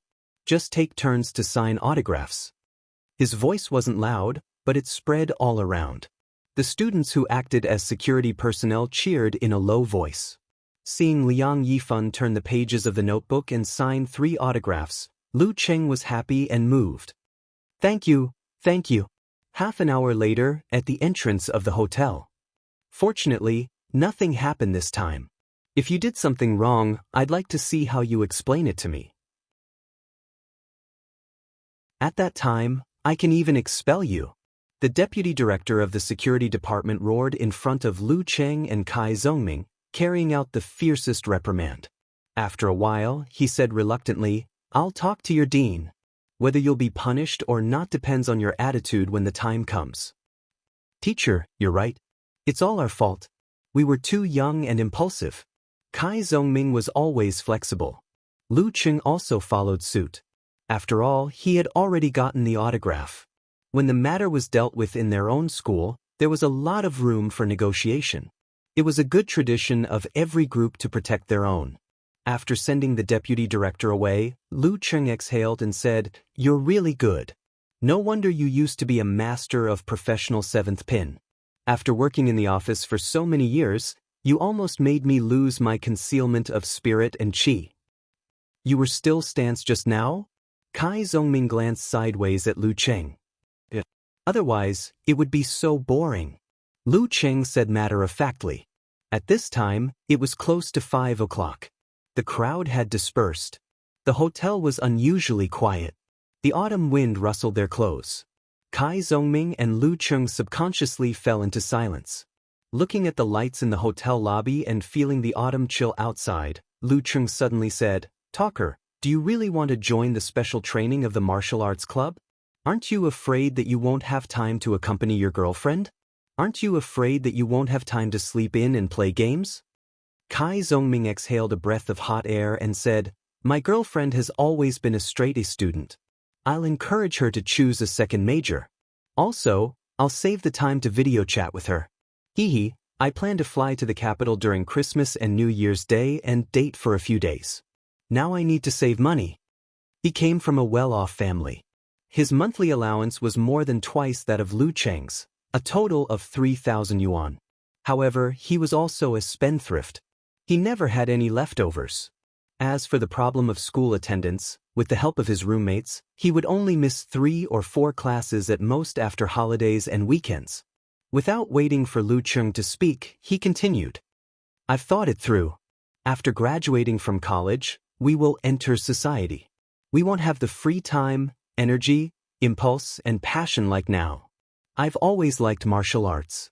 Although I'm lazy, I still often fantasize about it. What's the difference between a man and a salted fish if he doesn't have dreams? I don't want to spend my 4 years in college with nothing but games as memories after classes and exams. My talent is not bad. I'm now of amateur 5th pin. When the time comes, there's still hope for me to enter the professional martial arts circle. Anyway, I'll give it a try. Who knows? Just like how you chase your goddess. Who knows? Maybe you'll hit the jackpot." Lu Qing rolled his eyes at him and said, "You're just expressing your feelings. Why are you insulting me?" "I'm used to it." Kai Zhongming laughed. The two looked at each other and smiled. Suddenly, they had a tacit understanding and said the same line at the same time. "Life is short. Why not give it a try?"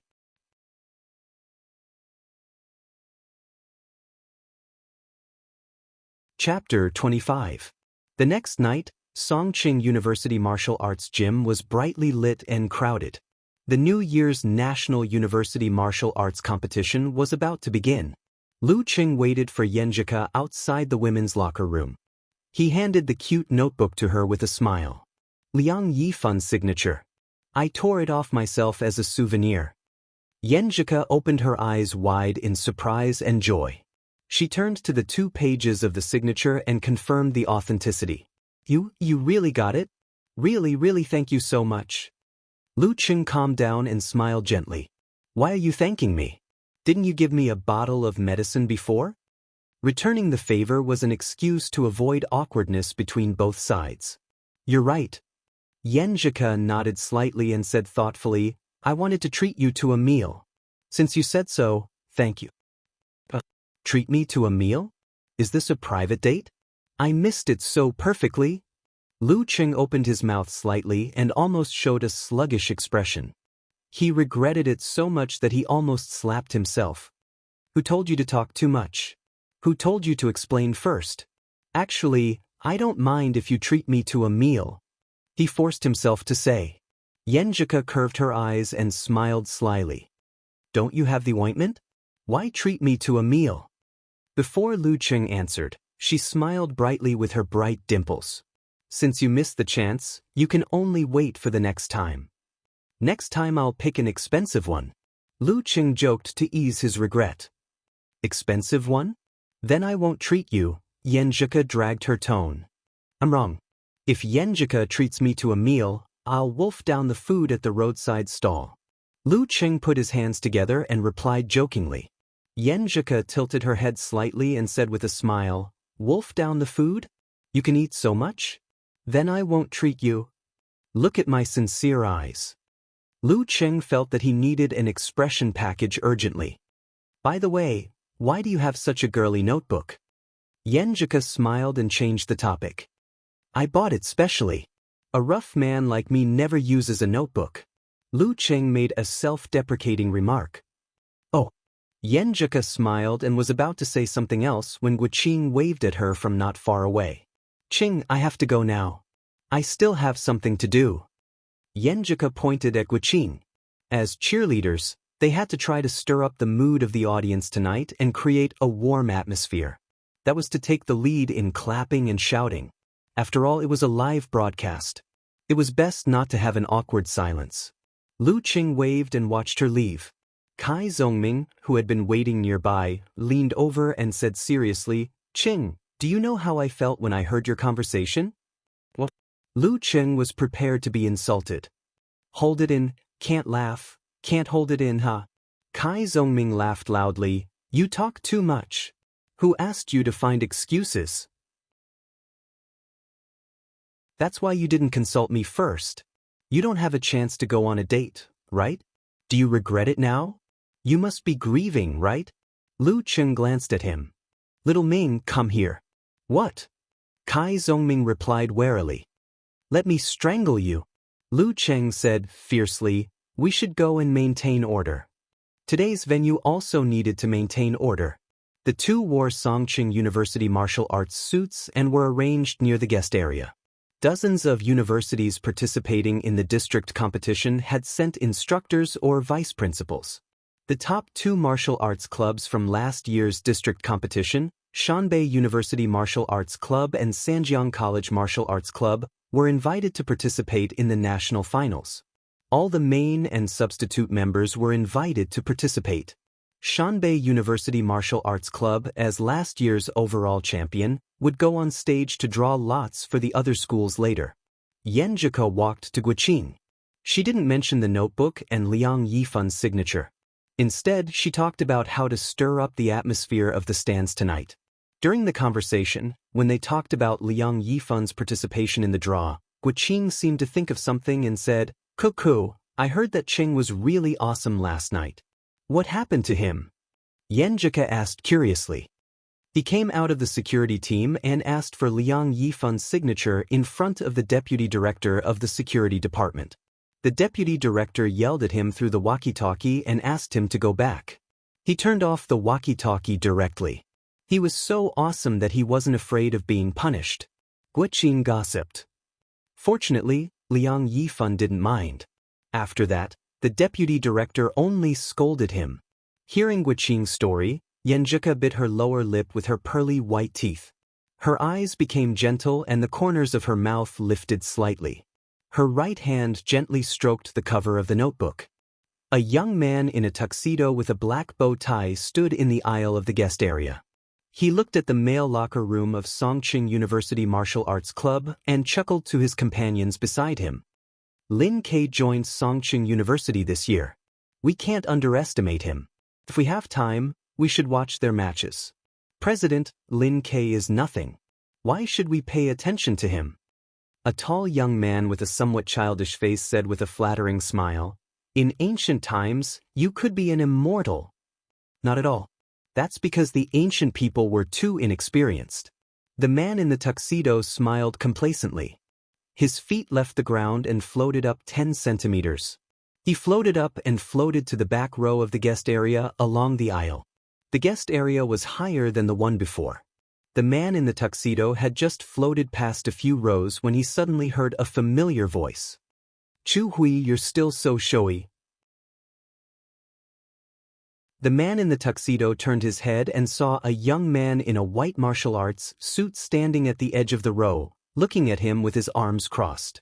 He was about 1.8 meters tall, with messy eyebrows and heavy dark circles under his eyes. He looked tired, as if he often stayed up late. "Hey, Su Wanyan, you haven't changed either. You're still a gangster." Chu Hui sneered. "No matter how showy I am, I won't be defeated by a new member of the club."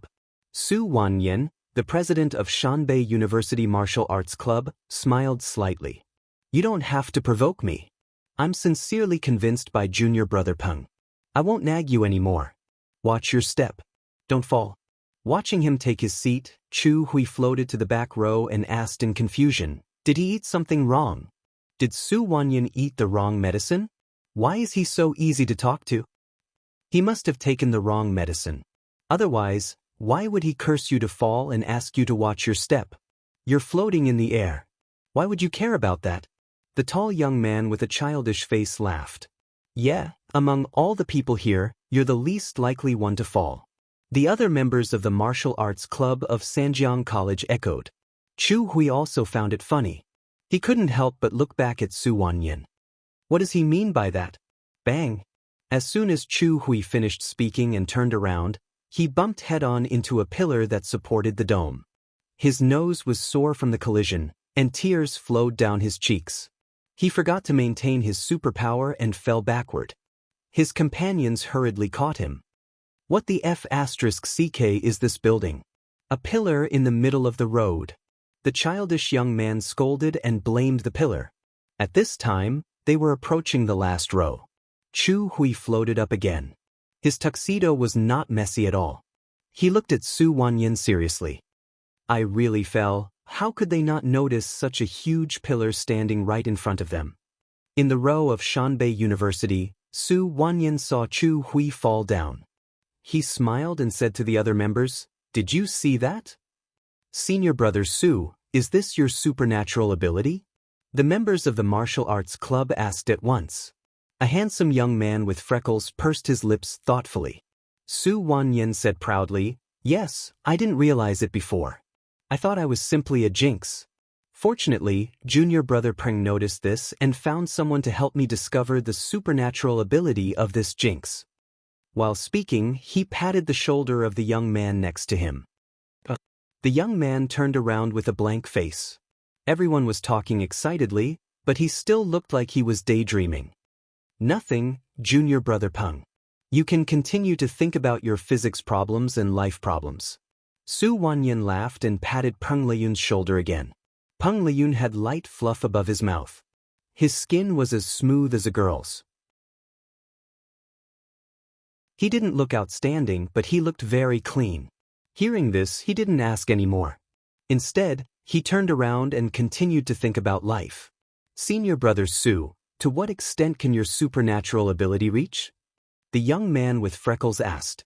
Su Wanyan smiled and answered, "Now it can only slightly interfere with the opponent.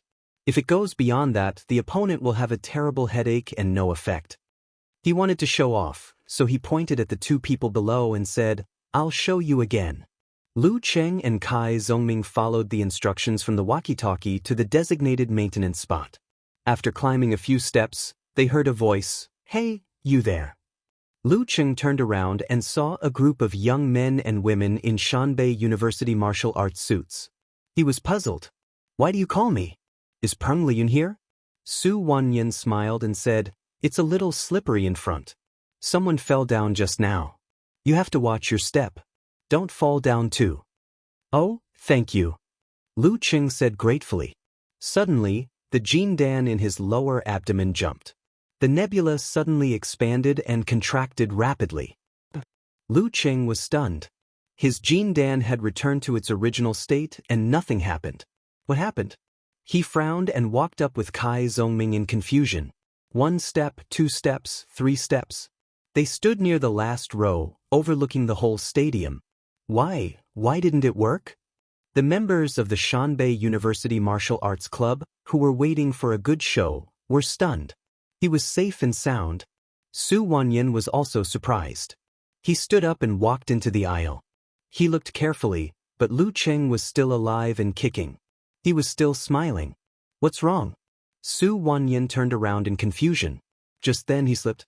He didn't have time to adjust his center of gravity and was about to roll all the way to the bottom.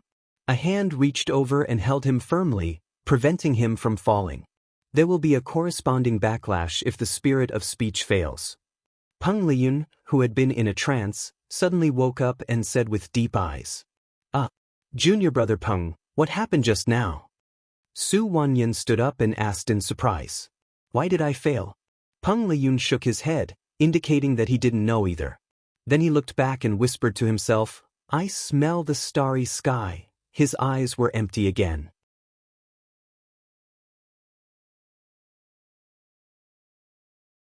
Chapter 26. The opening ceremony of the National University Martial Arts Competition started on time while Su Wanyan was still in shock. First, the symphony orchestra of Songqing University played, followed by the lively dance group. I can take a nap after the dance. Kai Zhongming yawned as if he was very experienced. Lu Cheng also pretended to be scared. During the opening ceremony, the principal talked nonsense for 1.5 hours. If he does that again today, will he be beaten? I don't know if he'll beat me up, but he's not the only one with a lot of nonsense today. I watched the video of last year's opening ceremony a few days ago, and I still remember the long speech of the president of the Martial Arts Federation. It almost hypnotized me. Kai Zhongming looked like he was going to sacrifice himself for justice. In the front row of the guest seats, where the Shanbei University Martial Arts Club was, Su Wanyan listened to the speech of the principal of Songqing University. His eyes showed obvious tiredness, but he didn't dare to sleep because there was a live TV broadcast today. He's too talkative. The corner of the mouth of the handsome young man with freckles beside him twitched. Senior brother Su, can you jinx that old man and make him forget his lines, throw away his manuscripts, or have high blood pressure or something? Su Wanyan was silent for a moment and sighed. I want to, but it's too damn far away. As he spoke, he looked at Peng Liyun beside him. At times like this, I envy and worship junior brother Peng the most. Regardless of whether or not there are people around him talking, he can still think about life and let his mind wander. I suspect that he actually has the ability to sleep with his eyes open. I also envy brother Liyun. He can daydream while talking. Another member of the martial arts club echoed. Keep your voices down. The instructor of the Shanbei University Martial Arts Club sitting in the front row turned around and said. He was middle-aged, white-haired, deep-set, old-fashioned, and had a good reputation in the martial arts club. Everyone immediately fell silent.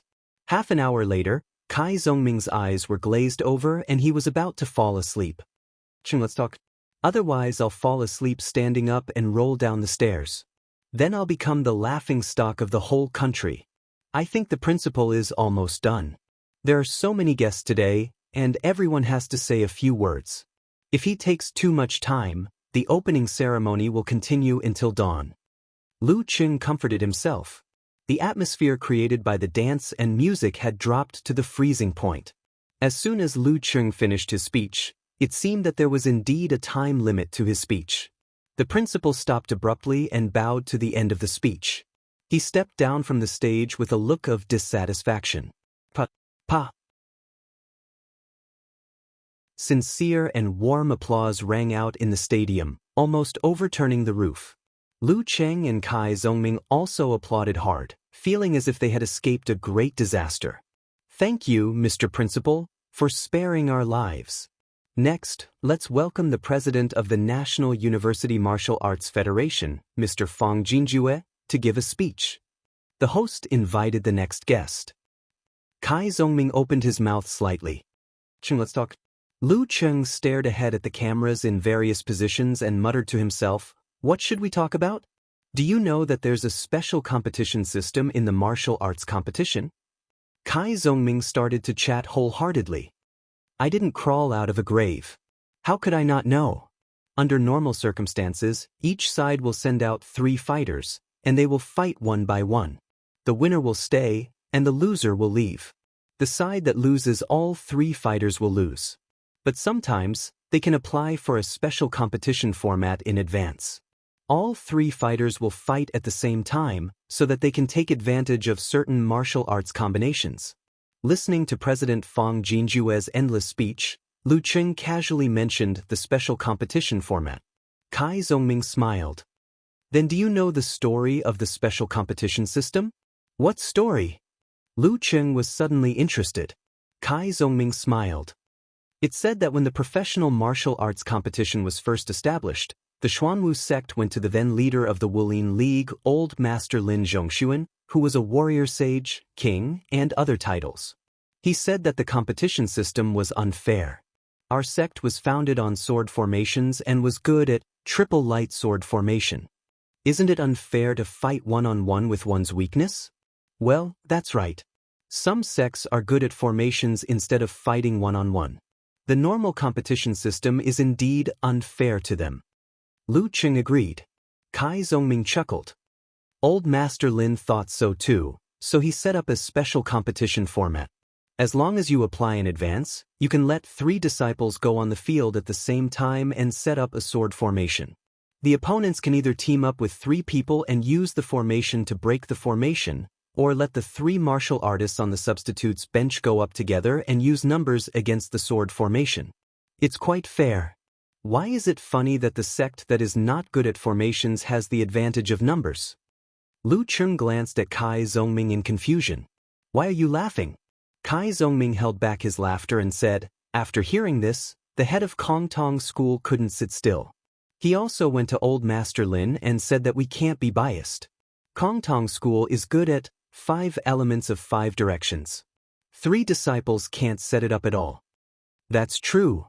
Lu Qing hesitated. Kai Zongming continued, when Kongtong School said so, Shangqing sect also couldn't accept it. Why should they suffer?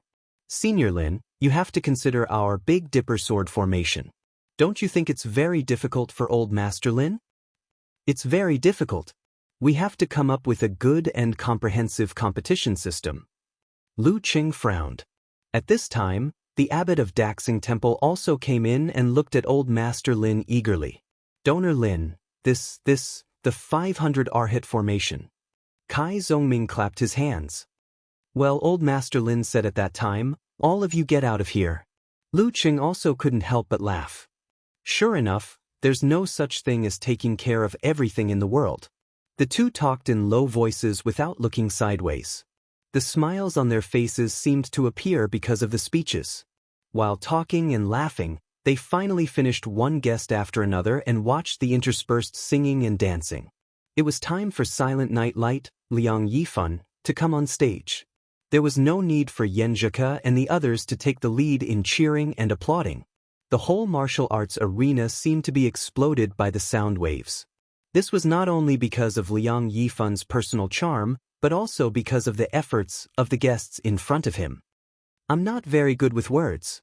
Since everyone is anxious to see the result of the draw, I just want to say one thing. I hope the National University Martial Arts Competition will be better and better, let martial arts be more deeply rooted in people's hearts, and give the young people who didn't have the opportunity to practice martial arts at a young age a chance to improve themselves. Liang Yifan said concisely with an I understand expression. Good.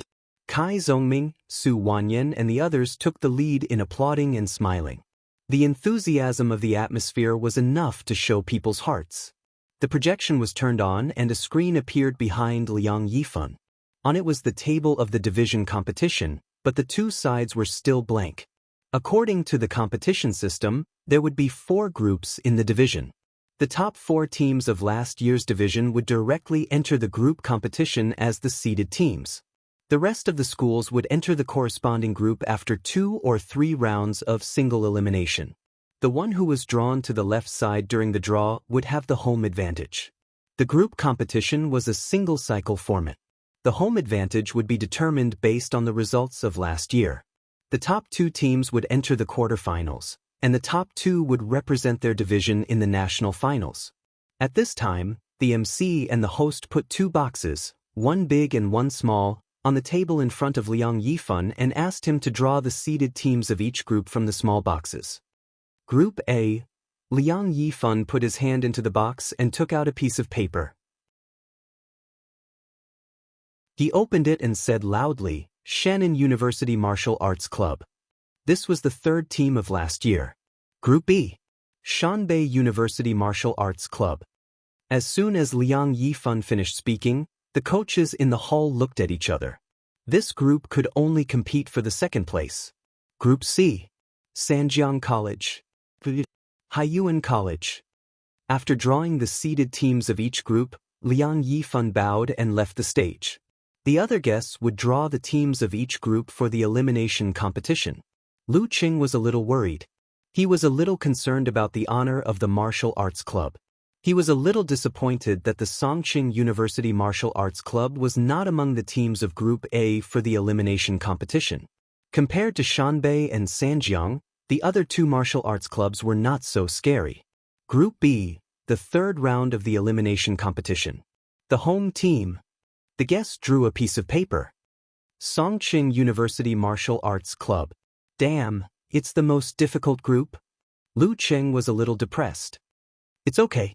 Maybe the other opponents are weak. We have a high chance of winning the second place.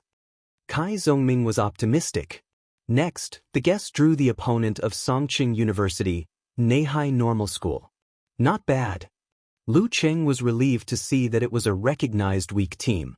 The opponents of the second round of the elimination competition would be Qinyang and the other two schools that were not so strong.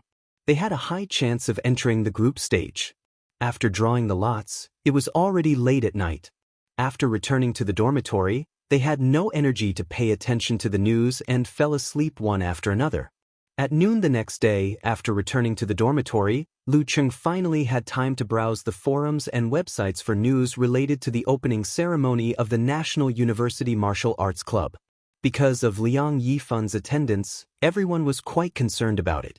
In the forum of Longhu Club, he found related posts at the bottom of the homepage. There were video news and a special topic by Songqing TV station. Special topic? Lu Cheng didn't have time to read the comments below. He first skimmed through the news video to make sure that he wasn't talking and laughing with Kai Zhongming. Only then did he feel relieved. But when he clicked on the Songqing TV station's feature program, what appeared before him was his own face. I'm very excited, very excited. Well, I'm proud of you. With a silly smile on his face, he said silly words. Well, this was the interview he accepted as a bystander outside the martial arts club during the welcome ceremony. Lu Cheng recalled the past and quickly opened the door of the small dormitory, shouting to the other side, "Talker! Little Ming! Come and see, we're on TV." After the interview, the two of them were looking forward to appearing on TV. From time to time, they would watch the news of Songqing TV station. But they didn't see it and gradually forgot about it. Unexpectedly, this interview was part of the special topic and would be edited and broadcasted during the opening ceremony of the Martial Arts Club. Really? Kai Zhongming ran over and signaled Lu Cheng to pull him back. Hey, not bad. My smile is so handsome, unlike someone who looks silly and silly. Look at the comments. Is there anyone praising me?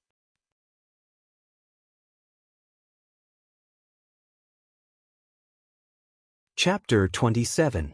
To be honest, Lu Cheng would be embarrassed to see a familiar netizen commenting on him from a stranger's point of view. He didn't know how to face them in the future. For a moment, he didn't want to read the comments. It was better to be an ostrich with its head buried in the sand. But he couldn't resist Kai Xiaoming's enthusiasm and constant urging, so he had to continue reading. Apart from the first few comments, the martial arts fanatic Unparalleled Dragon King was the first to reply. Lin K seems to be okay, but it's hard for him to achieve anything. Who asked him to meet the strongest martial artists in the past 10 years? Peng Liyun from Shanbei, Ren Li from the capital, and Chaoyang from Huahai, Zhen Huansheng from Guangnan. They are all famous martial artists. The first two are the direct disciples of their respective sects, while the latter two are reserved by Xinghai. Even if we don't mention other famous martial artists, among this year's freshmen, Li Xiaoyuan from Guangnan and Fang Zhirong from Shanbei are slightly better than Lin Quebec. Damn, who is this? He knows so much about the university martial arts competition? Kai Zhongming was shocked when he saw the reply of Unparalleled Dragon King. Lu Cheng was also full of admiration. He's a martial arts fanatic.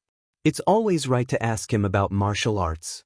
It's said that he's a rich second generation who came back from studying abroad and has been staying at home all the time.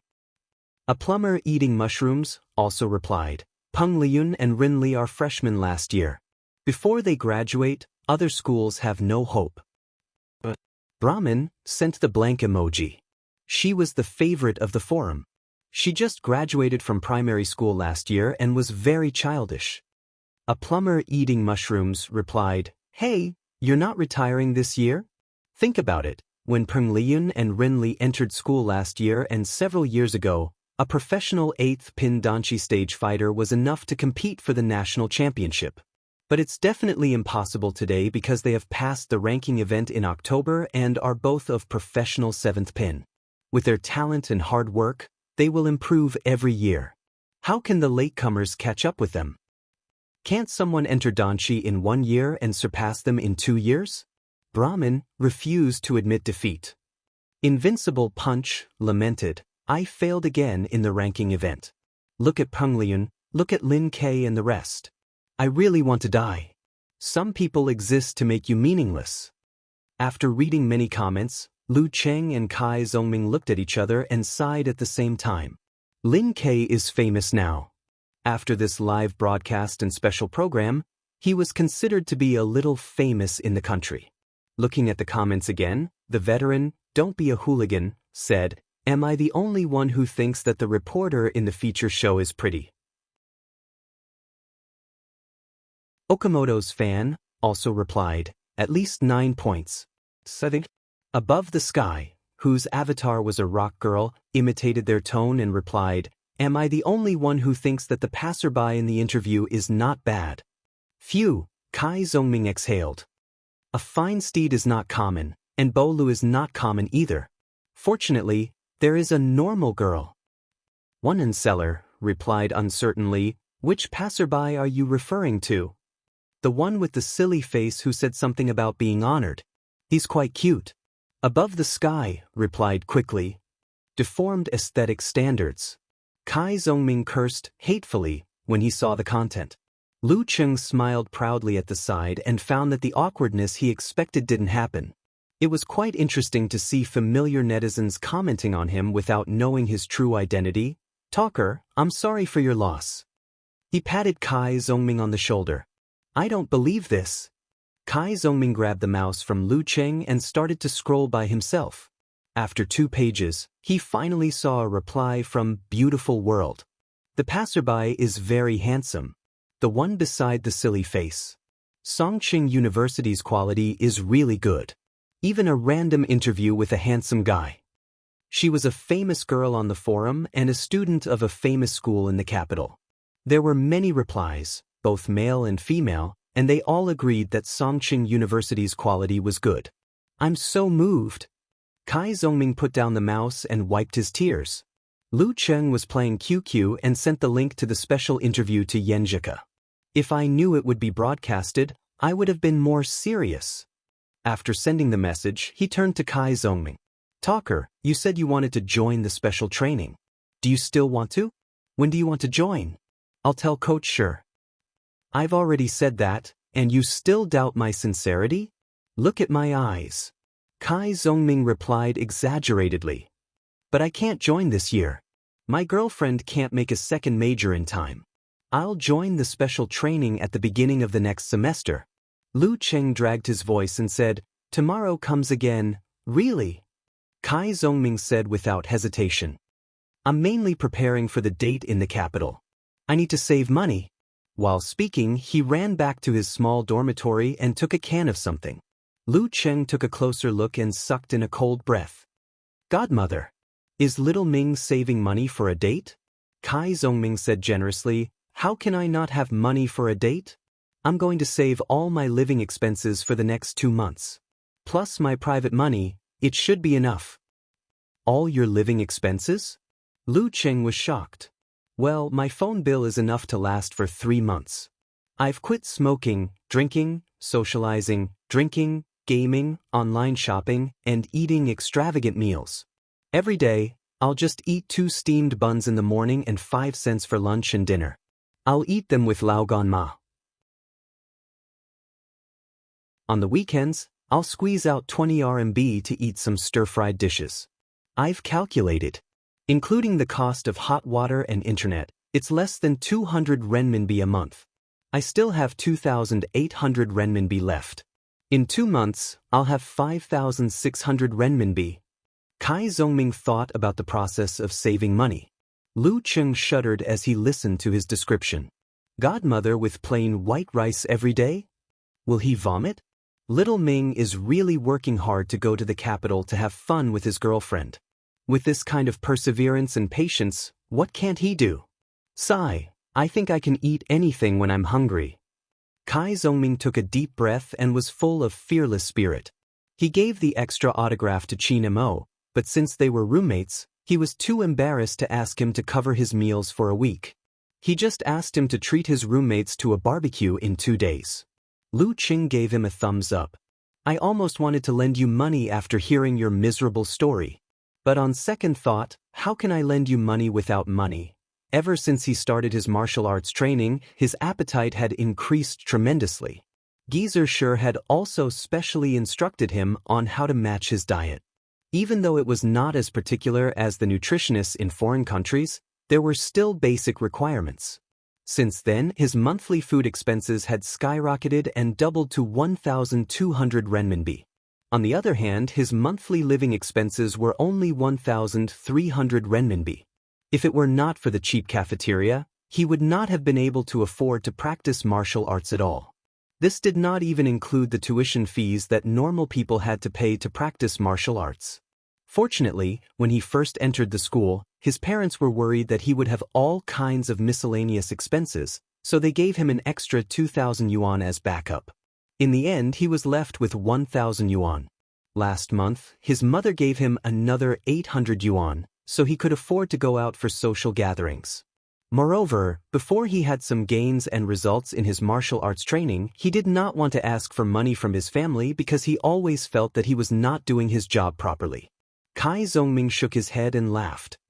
I don't like to borrow money from others. I will save what I can, unless I'm really at the end of the line. But if I'm really at the end of the line, do you think I won't ask for money from my family? Who's the two of us? Said Lu Cheng. Thinking of himself, he said enviously, I don't know when I can ask Yen Zhuke out alone. Excluding the money for meals, he still had 700 yuan left. With the money he had saved up, it was enough for a few dates. But after that, how could he ask for more living expenses from his parents? It was so sad to be a poor student with no other source of income. Let's not talk about whether your relationship is good enough and whether you have a chance. Just based on the recent arrangements, you have no hope in a short time. Kai Zongming laughed. You have special training every day and martial arts competitions on weekends. You need all kinds of help. How can you have time for dates? Wait until mid-December, when the group competition ends. If we don't qualify, you will have more time. At that time, there will be an amateur ranking event at the end of December. It's a good excuse for dates. Save your money. Bear with it, don't waste this 700 yuan. Lu Qing nodded hard. Alas, I'm so busy that I don't even have a chance to do part-time work. After chatting with Kai Zongming, he saw Yen Zhuke's reply. She also said that he smiled foolishly during the interview. If it was made into an emoji pack, it would be a black mark for life. With a silly smile on his face, Lu Cheng held his phone and began to chat with her eagerly. At the end of November, it was already winter. The cold wind hit, but the Songqing University Martial Arts Club Stadium was overflowing with waves of heat and waves of cheers. This was the first match of the group competition of the National University Martial Arts Competitions, as well as the most important one for Songqing University Martial Arts Club. In the previous knockout round, Lin Ke had shown his invincible strength and defeated the Inland Sea Normal University. In the duel with Qinyang University, he had also won 2 rounds in a row and knocked the 2 strongest opponents out of the ring. He had only given up the 3rd round because he had used up too much of his strength. After that, except for the unexpected injury of Sun Jian, the second fighter, Songqing University Martial Arts Club had smoothly entered the group stage. Lin Kei's performance had raised the expectations of all the teachers and students in the school. After a long time, the martial arts hall was once again filled with spectators. In the group, besides Songqing University, there were also Shanbei University, Guanan School, and Luqing University of Science and Technology. Shanbei University was the champion last year. This year, their main force was still there, so Songqing University could not challenge them. Luqing University of Science and Technology was not strong enough to enter the group competition. Therefore, for Songqing University, Guanan School, which was at the same level as them, was a stumbling block for them to enter the top 8. The first match of the group competition, Songqing University versus Guanan School. Guanan is actually a little stronger than us, but he was defeated by the rising Sanjiang College in the first round of the knockout round last year. His score is not as good as ours, so we have the home field advantage, so we're on par with him. Geezer sure wore a black old man's hat and was explaining the situation of Guanan School Martial Arts Club to the main force and substitutes. The women's locker room was given to Guanan. Lin Hua and Guiqing were also in the men's locker room. After all, there was a separate bathroom. Lu Cheng, who was in charge of logistics, listened to Geezer Sher's introduction with curiosity. Waves of shouts came from outside the door. Songqing University! Songqing University!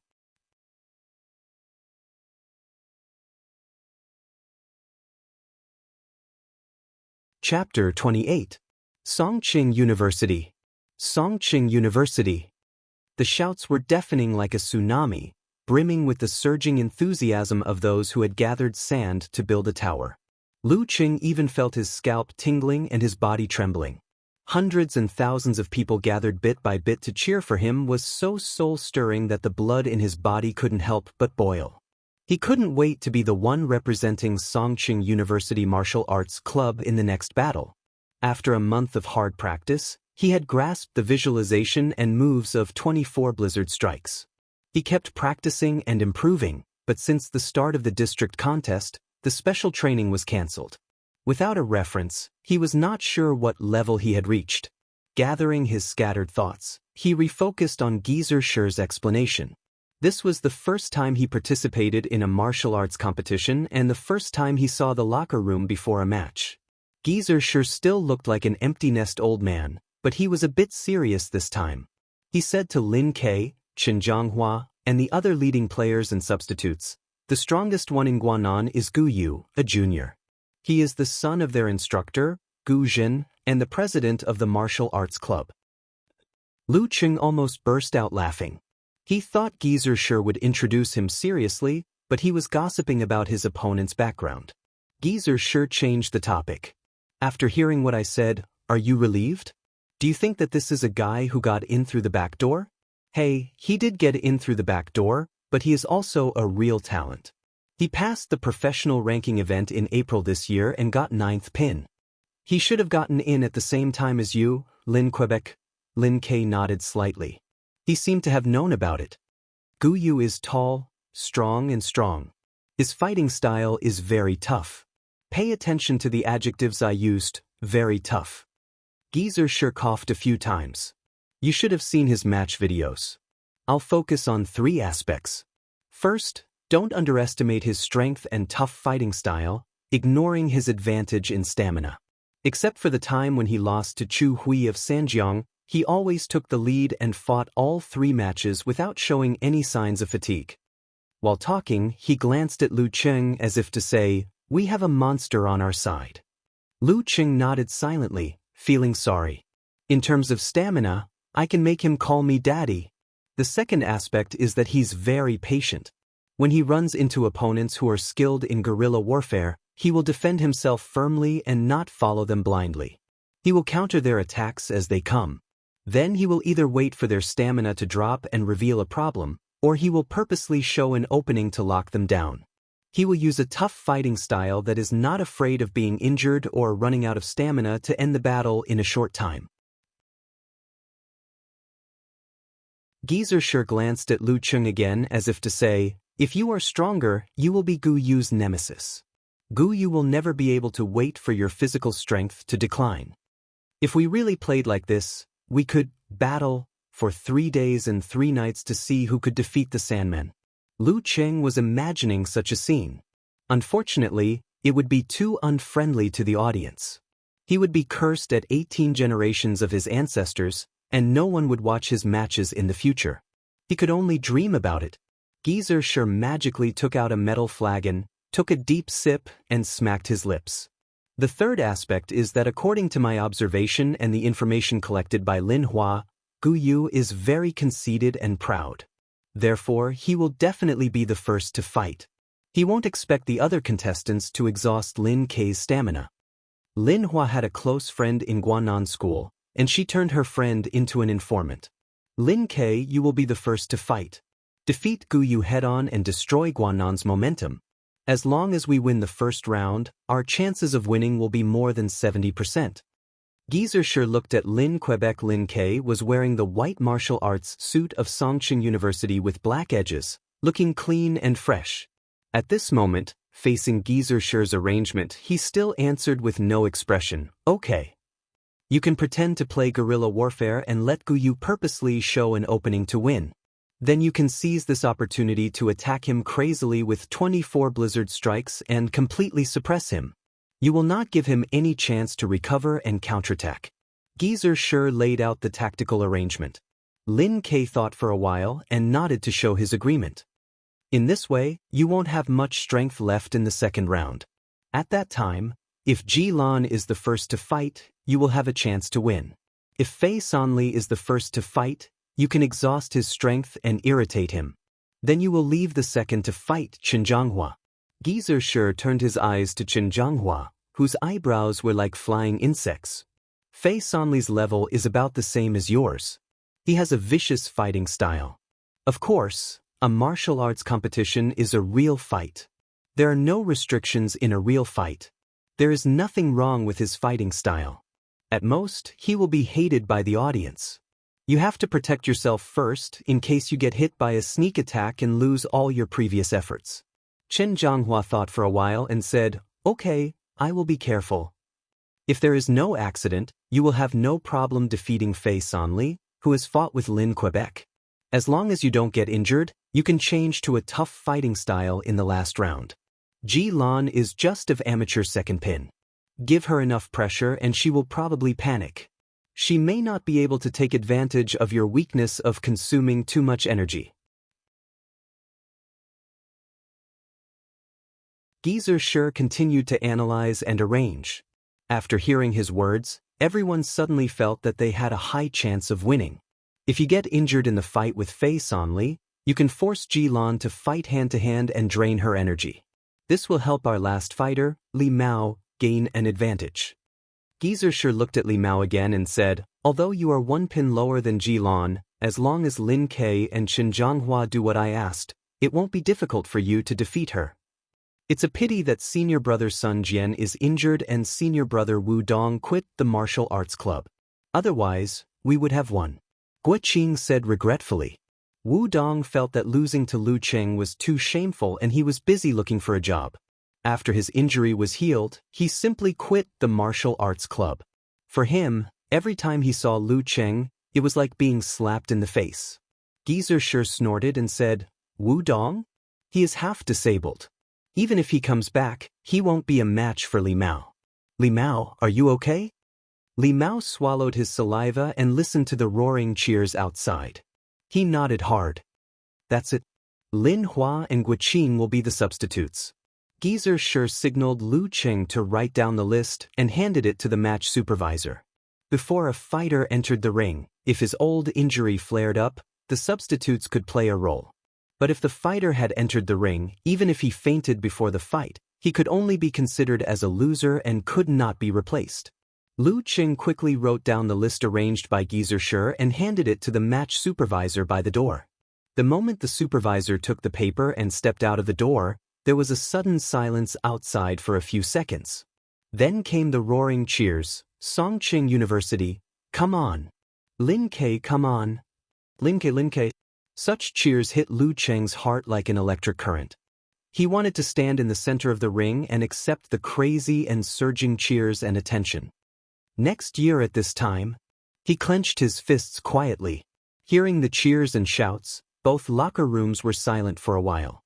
Songqing University's martial arts atmosphere is so good. No wonder it's a well-known martial arts school. In the Guannan school side, the bald-faced Anli was a little shocked. Sitting on the metal bench, Guyu slowly put on his wristband and suddenly stood up. His tall and strong body brought a strong pressure to the surrounding people. A well-known martial arts school? 10 years ago, you could say so. But now, a bunch of Tom, Dick, and Harry can't compare with our Guannan school. Guyu moved his neck left and right and looked at his father, Gu Zhen. Come on. Gu Zhen and Guyu seemed to be made from the same mold. They both had high noses and deep eyes, which made them look like mixed bloods. But one had gray hair, while the other had erect hair. Guyu rubbed his hands and walked to the door. Come on. Come on. Fei Sanli, Ji Lan, and other members of the martial arts club stood up at the same time. It was a spectacular scene before a battle. In the Songqing University side, Lu Cheng stood by the door and looked at the seats full of spectators. He couldn't find Yenjika leading the cheers. Looking back, he found Lin Kei put the black thermos cup aside and stood up slowly. Lin Kei. Hearing the cheers, Qin Zhonghua was stunned for a moment. When he first joined the martial arts club, who didn't want to be in the limelight in front of the whole school and receive their adoration and love? Who didn't want to defeat strong opponents and win glory for the martial arts club? When he was a freshman, he could only do odd jobs and envied his senior brothers and sisters enjoying the cheers. When he was a sophomore, he finally became the main force and represented the Songqing University Martial Arts Club in 2 knockout matches and 3 group matches. Qin Zhonghua. Cheers. That was a glorious moment that he would never forget in his life.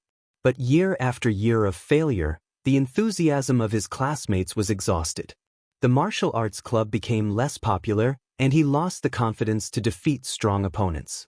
He began to degenerate and only wanted to maintain his position. When he was a junior, he lost the 2nd knockout match. The audience was sparse and couldn't suppress the cheers of his opponents. He couldn't hear the cheers for Qin Zhonghua anymore. Today, when he was about to say goodbye to Songqing University, such a scene appeared again. It was like yesterday, but the name was Lin Kei this time. Lin Kei. He suddenly shouted at Lin Kei, who was walking to the door. Lin Kei stopped and looked back indifferently. Lu Cheng and the others suddenly felt nervous, fearing that there would be another conflict. Qin Zhonghua stood up and walked to Lin Quebec. He reached out his right hand and took a deep breath. Come on. Lin Kei was stunned. Lu Cheng and the others were also stunned. After a few seconds, Lin Kei's expression didn't change, but he reached out his right hand and shook Qin Zhonghua's hand like a high five. They shook hands tightly. Turning around, the members of the martial arts club walked out of the locker room. Outside the locker room was a huge stadium with deafening shouts. There was a black mass of heads on both sides of the stadium. There was also a stone staircase leading up to the arena. This was the Road of Glory, the Road of Glory.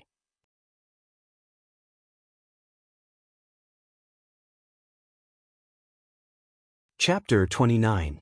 Songqing University. The shouts were like a wave, roaring and almost overturning the roof of the martial arts arena. Lu Cheng, who was walking at the back, saw Qin Zhonghua, Li Mao, Guqing and the others pause. Even Lin Kei, who was always cold and quiet, slowed down his pace. How could such a scene not make one's blood boil? The referee, a man with a broad face in his 40s, was standing in the center of the arena. According to the rules of the Martial Arts Alliance, the referee and supervisor should be at least 2 ranks higher than the contestants in order to prevent accidental deaths and serious injuries.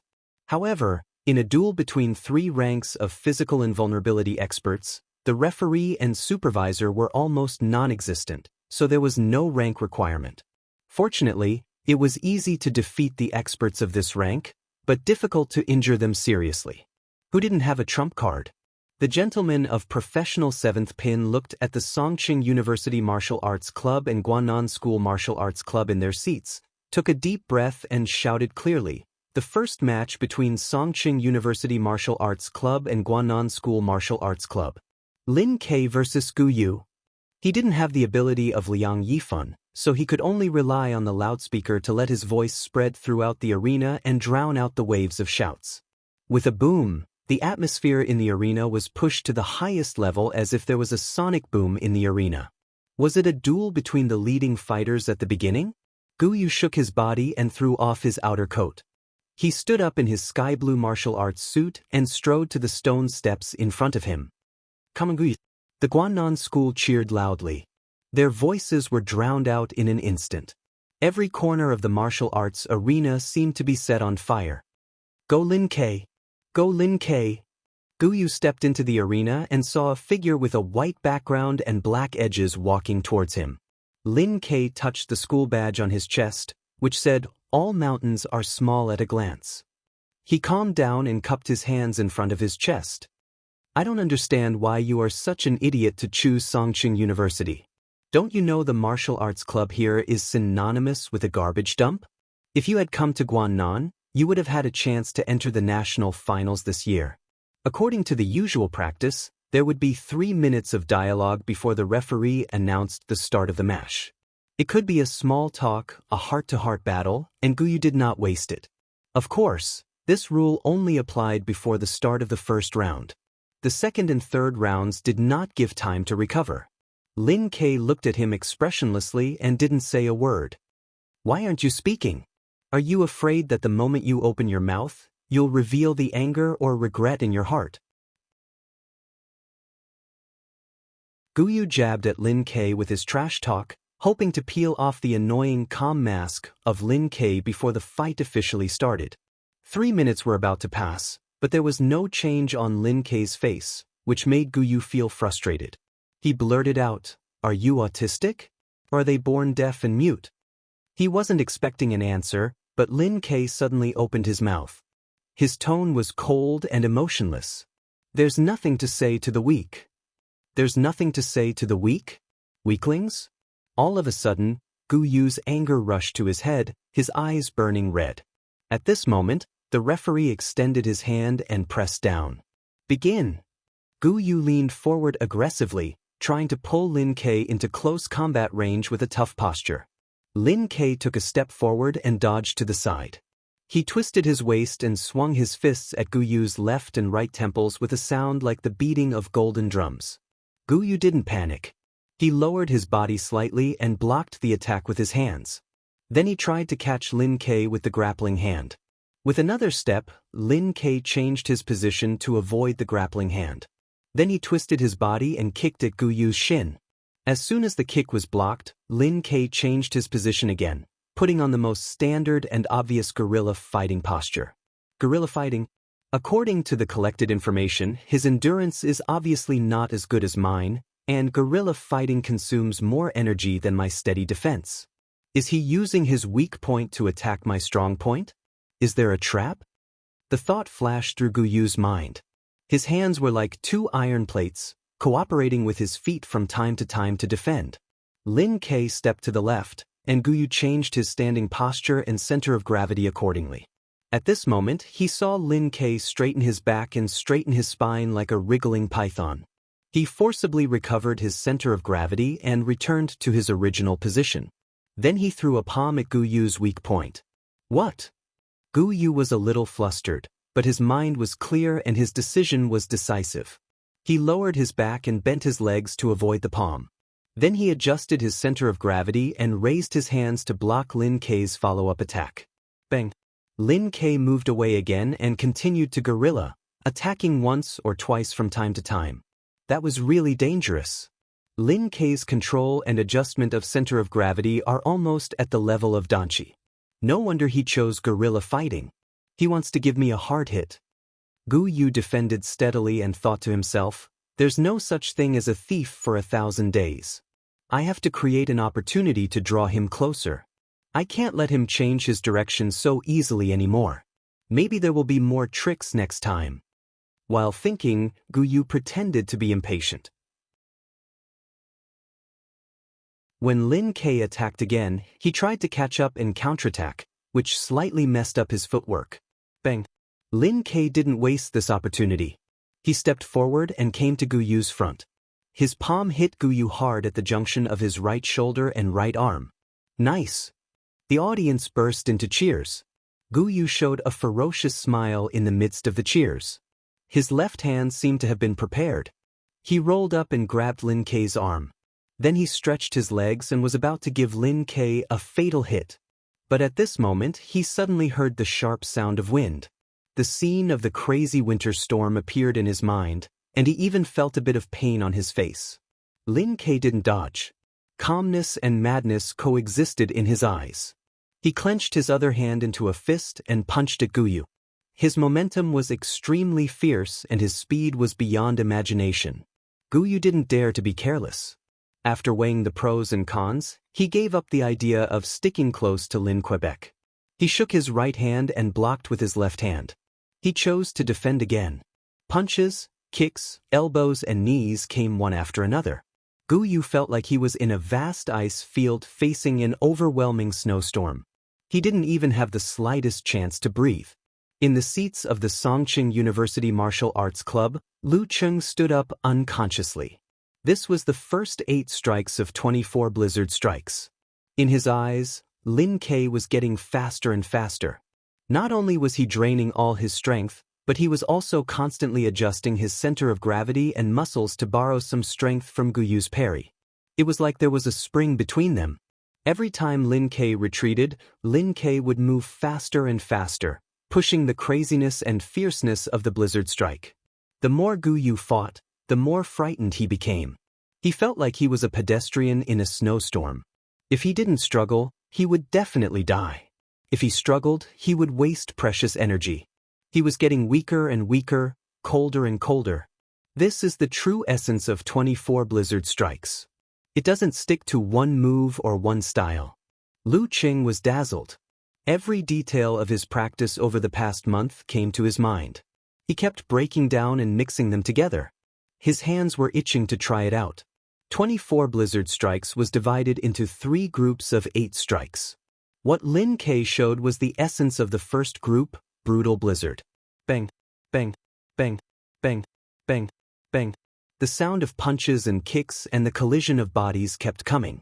The cheers in the martial arts stadium gradually died down. Bang. A figure kept retreating. He was kicked in the chest again and rolled out of the arena. After a short silence, the crowd burst out again. Lin Kei. The winner, Lin Kei. Gu Yu turned over and stood up, gasping for breath. He couldn't believe he was defeated like this. He had almost no chance to fight back. His chest hurt even more.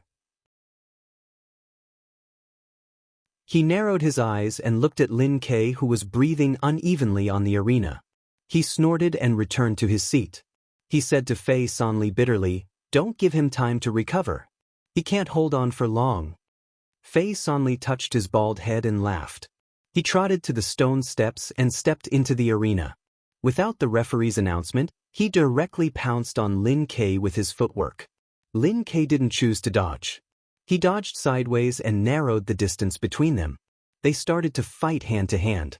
Fei Sanli didn't give in and used all kinds of moves. His 2 fingers brushed past Lin Kei's eyelids. Lin Kei's fist scraped his abdomen. His right hand grabbed a handful of Lin Kei's hair. Lin Kei's knife hand chopped his arm. This fight was really unscrupulous. The referee, who had been waiting by the side, was secretly nervous. He was afraid that one wrong move would cause an accident or injury. In an official martial arts competition, the 2 sides tacitly accepted the life and death contract. But after the competition, the referee would investigate whether he intentionally caused the death or injury. When it was time to act, he chose to ignore it. After 2 or 3 minutes, the 2 figures suddenly separated. Lin Kei squinted, bleeding from his nostrils and trembling body. Fei Sanli's face was bruised and swollen. He kept shaking his legs as if he wanted to rub the bruises on the spot. The referee glanced at them and raised his right hand. The winner, Fei Sanli. Victory and defeat were clear, so he stopped both sides from continuing to fight without regard for their lives. Earth-shattering boos broke out. They despised Fei Sonli's hooligan fighting style. Lin Ke took a deep breath and turned around to leave the arena. He didn't waste any time to reduce Fei Sonli's recovery time. Chen Zhanghua abruptly stood up and flexed the muscles in his arms. With a few vigorous steps, he crossed the stone steps and brushed past Lin Quebec. Lu Cheng also went to support Lin Quebec. He felt that Lin Ke's breath was gone. His body suddenly became weak and he almost fell. "Thank you," Lin Ke said in a low voice. "It's what I should do." Lu Cheng looked at him and said sincerely, "Your 24 blizzard strikes is really good. But in this way, the consumption of physical strength is really terrible." After one round, even Lin Ke couldn't bear it. "Well, this fighting style is perfect with my characteristics. I have never worried about the lack of physical strength. It seems that Master didn't choose this martial arts style for no reason." Chen Zhanghua stepped into the arena. In front of him was Fei Sonli, who was breathing heavily and looking miserable. The scene suddenly changed. He seemed to return to the scene when he represented Songqing University Martial Arts Club for the first time. After a long time, it was still vivid in his mind. "I was also in high spirits. I was also full of enthusiasm. I was also here to shine." At this moment, waves of cheers rang out in his ears. "Chen Zhanghua, come on! Chen Zhanghua, come on! Chen Zhanghua, come on!" Chen Zhanghua was stunned. He almost thought that he was in a dream. His eyes were slightly red. He looked at Fei Sonli like a tiger and used the snake steps to rush over. "Seize the tail of youth. I can burn again. I am the president of Songqing University Martial Arts Club."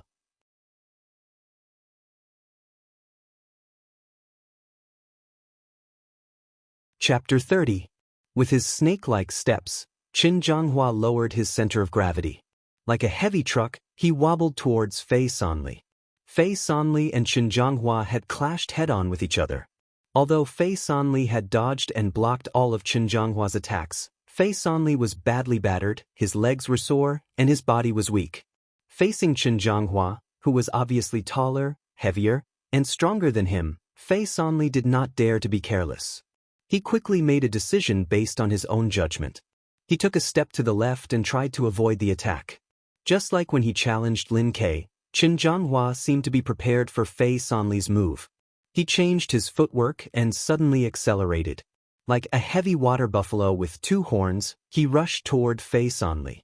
His momentum was so fierce and terrifying that Fei Sonli felt the arena tremble slightly. He did not know the yin-yang stance, so he could not coordinate his whole body, pull back his center of gravity, and change his inertia. However, after years of practicing martial arts, he had experienced this situation. He immediately shrank his body and squatted down, trying to avoid Chen Zhanghua's upper body. At the same time, he stretched out his right hand and used the monkey steals the peach to attack Chen Zhanghua's most vulnerable part. In the auditorium, watching this scene through several big screens, many male students felt a chill in their crotch. According to the current situation, before Chen Zhanghua hit Fei Sonli, he would be caught by Fei Sonli. Moreover, due to the inertia after the momentum, Chen Zhanghua's hasty dodge would inevitably mess up his footwork. This was really a pain in the ass. What should he do? The audience was nervous. Fei Sonli was very satisfied with his own response. In the blink of an eye, he had gained the upper hand and put his opponent in a very dangerous situation. Chen Zhanghua was still too impatient and reckless. At this moment, he saw his opponent's feet were off the ground. Off the ground? Wasn't this a taboo in a fight in the body refining state? How could he maintain his footwork, control his center of gravity, and put his body in a position where he could easily exert force? Could Chen Zhanghua fly? Fei Sonli's eyes turned and saw a dark mass in front of him. A heavy object fell on top of his head. Chen Zhanghua was not Chu Hui, so of course he could not fly. He just jumped up to avoid Fei Sonli's monkey steals the peach and threw his body directly toward Fei Sonli. This was an unconventional way of fighting, but Fei Sonli was in a half squat and could not change in time. Chen Zhanghua's height and weight, coupled with the inertia of rushing forward, made him feel as if Mount Tai was pressing down on him. Fei Sanli curled up his body and tried to roll forward to avoid Qin Zhanghua, but he was too slow. Qin Zhanghua fell from the sky and crushed him under his body. Thump. Both of them fell to the ground at the same time. Fei Sanli was a little dizzy from the fall. Qin Zhanghua seized the opportunity and stretched out his hands, grabbing Fei Sanli's wrists. At the same time, he exerted force with his legs, trying to lock Fei Sanli's lower body to prevent him from being hit by the knee. This was the basic skill of the school of throwing. The situation had entered Qin Zhanghua's field of expertise. Of course, Fei Sanli would not sit still and wait for his death. He struggled with his legs to avoid being pinned down. He shook his hands and skillfully exerted his strength to escape from the capture. Kai Zhongming, who was sitting in the audience seat, had his mouth half open. Why does this look like AF** King rape scene? The corner of Lu Cheng's mouth twitched as he muttered to himself, "This is really rubbing against the ground." While struggling, Fei Sanli suddenly raised his head and hit Qin Zhanghua's nose with his head like a cannonball. He wanted to get out of this situation at all costs. Qin Zhanghua was experienced and did not panic. He exerted force with his waist and back and turned over. He was on the bottom and Fei Sanli was on the top. He easily avoided the headbutt. Then he exerted force with his legs and rolled again. The two of them rolled around on the ground, one trying to control the other trying to get rid of him. Occasionally, they would bump into each other, and occasionally they would try to catch each other. While they were fighting, Qin Zhanghua suddenly shouted and followed Fei Sanli's example and headbutt him. Bam! Amidst the dull thuds, the two of them bumped their foreheads against each other. Both of them were dizzy, and the pain was unbearable. Their ears were ringing incessantly, and it was as if they could see golden stars jumping out one after another. Their tumbling and wrestling movements came to an abrupt halt. Qin Zhanghua took advantage of the fact that he was on top and had not fought hard before. He quickly recovered and firmly locked Fei Sanli's movements. He put Fei Sanli's hands behind his back, face down, and pressed him to the ground. Qin Zhanghua wins. The referee observed for a while and announced the result. Good job. Qin Zhanghua! Qin Zhanghua! Qin Zhanghua! Shouts burst out and filled the whole martial arts arena. Qin Zhanghua stood up shakily. His head was still dizzy, but his eyes were full of excitement and joy. I can do it. I can accept cheers. I am the president of Songqing University Martial Arts Club. Won't I get a concussion? Lu Qing touched his forehead. The martial arts competition was not a show. It was cruel enough. Accidents, injuries, and deaths happened every year. Gieserscher stood beside him and said leisurely, "Yes, but it's not very serious. Don't think about whether you will get hurt or die in the arena. Leave it to the referee to decide." Lu Qing took a deep breath and did not say more. He was still a student. The seats of Guannan School were silent. Coach Gu Zhen and President Gu Yu were silent for a while. There was only one contestant left, and the opponent, Gorilla, seemed to still have some strength left. Ji Lan, take advantage of the fact that he has a concussion. Fight him first and make him more dizzy. Seize the opportunity and take him down. Gu Zhen looked at the girl next to him.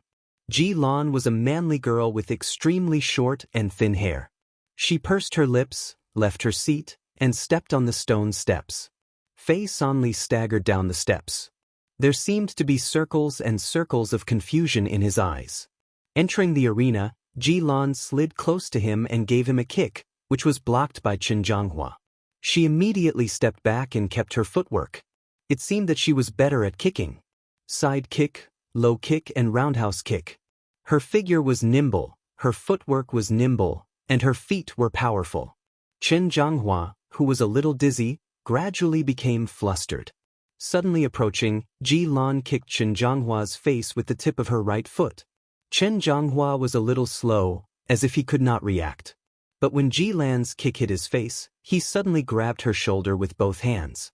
His facial muscles were twisted because of the pain. Instead of falling back, his body was pressed forward. With the strength of his hands and the pressure of his body, Qin Zhanghua wanted to use the same trick to press Ji Lan to the ground and win in what he was good at. Ji Lan was shocked. Her feet flew up and twisted Chen Zhonghua's upper body like a pair of scissors. She took advantage of the force of the fall and threw her opponent out. Thump. Both of them fell to the ground and were dizzy. Ji Lan stood up like a carp and took advantage of Chen Zhonghua's dizziness to get close to him and grab his throat with her right hand. Ji Lan wins. The referee said concisely. Chen Zhonghua slowly stood up and shook his head. His footsteps were light as he walked down. When he brushed past Li Mao, who was the third to go up, he said in a low voice, "She was thrown very hard by me. She also used a lot of energy. She should be able to calm down a little." Li Mao stared at the front and nodded slightly, indicating that he got it. During the whole process, he did not look at Chen Zhonghua. He was a little dull, and the cheers of "Go Li Mao" echoed in his ears. Phew, that was close. But Ji Lan is out of strength. Guo Qing said to Lin Hua from the seat, obviously happy. It was a pity that Yenjika had no time to turn on QQ because she had to organize the cheers, so it was hard for them to share information. He looked at the stage and secretly cheered for Li Mao. But as he watched, his face changed slightly because Li Mao's body was obviously trembling. In that instant, the words that Li Mao had once said to him appeared in his mind. "Sai, I can't do it. I'm so nervous that I'm trembling in the amateur ranking event. Fortunately, my opponents are either too weak or more nervous than me. F***CK, is senior brother Li Mao overly nervous?" Lu Cheng could see that Ji Lan was not blind. She had also noticed her opponent's abnormal state. She immediately gritted her teeth and made the boldest attempt. She gave up the guerrilla fight and took the initiative to attack. "I can't give him a chance to calm down." Step forward, side kick. Facing Ji Lan's attack, Li Mao's mind was in a mess. He did not know what to do or why he was in such a state. "I can't disappoint everyone. I can't disappoint Coach Shi. I can't disappoint Lin K and the others." The more he thought, the more confused he was. The cheers of "Go Li Mao" made him feel so stressed that his mind was blank. He instinctively raised his hand to block, but it was too late. Ji Lan kicked him in the chest and made him stumble backward. Li Mao regained consciousness from the pain in his chest, as if he had returned to the time of training. However, Ji Lan's kicking skills followed one after another. She took advantage of his unstable footing and kicked him again and again. Bam, bam, bam, bam. Li Mao was kicked continuously. Although he tried to block, he was almost kicked into the air. He retreated step by step to the edge of the arena and fell down. The warm atmosphere in the martial arts arena suddenly froze, as if it had dropped to the freezing point. They had gotten the key to victory and taken the absolute advantage. Why was the result reversed in less than a minute? Lin K stood up and clenched his fists tightly. Chen Zhonghua was at a loss. He suspected that he had not woken up yet and that the dream just now had turned into a nightmare. Lu Qing stared blankly. There was only one thought in his mind. Is this the end of this year's martial arts competition? It's so simple that it's unreal? Everyone's hard work in the past 2 months is over just like that? This was the martial arts competition. The winner would accept all the honor and cheers, and the loser would be forgotten. Yenjika stood quietly in the stands with red eyes. She was like this, Lin Hua was like this, Guo Qing was like this, and all the girls and some boys of Songqing University were like this. No one could understand this kind of pain and sadness without experiencing failure. In the seats of Guanan School, Gu Yu and the others seemed to be in a daze. After a long time, they raised their hands and cheered with fear and relief. After helping the supervisor clean up the mess, Lu Cheng went back to the locker room. The moment he stepped in, he felt extremely depressed and silent. Lin K, who was always cold and indifferent, was sitting on the metal bench half naked. He covered his head with his white and black clothes and buried it in his chest. He was so silent that he looked like a stone statue. Chen Zhonghua stood in the corner with his right hand bleeding. In front of him was a dented cabinet door. He kept growling in a low voice, "How could this happen? How could this happen? How could this happen?" Li Mao stood in the center timidly with his head slightly lowered. He kept saying, "It's my fault, it's my fault, it's my fault, it's my fault," Guiqing and Lin Hua were sobbing silently with tears streaming down their faces. The immense sadness seemed to have materialized and crashed into him. Lu Qing opened his mouth, wanting to say something, but he couldn't. "It's my fault, it's my fault, it's my fault." Li Mao kept apologizing like a helpless child. At this moment, he saw a black shadow at his feet. He looked up blankly. Geezer Shi's old face with few wrinkles appeared vaguely in front of him. "You know you're wrong. Make up for it next year," Geezer Shi said gently. Li Mao finally burst into tears, snot and tears flowing down his cheeks. "Yes, coach." Lu Cheng's eyes were wet. He couldn't forget this scene for a long time. You're tuning in to the Passion Pages YouTube channel. We're so grateful for your support, and don't forget to subscribe to join us on this incredible journey through captivating stories. Your generosity through donations truly makes a world of difference, as it's the primary source of revenue that allows me to expand and enhance this channel for you. Thank you from the bottom of my heart for being a part of this adventure.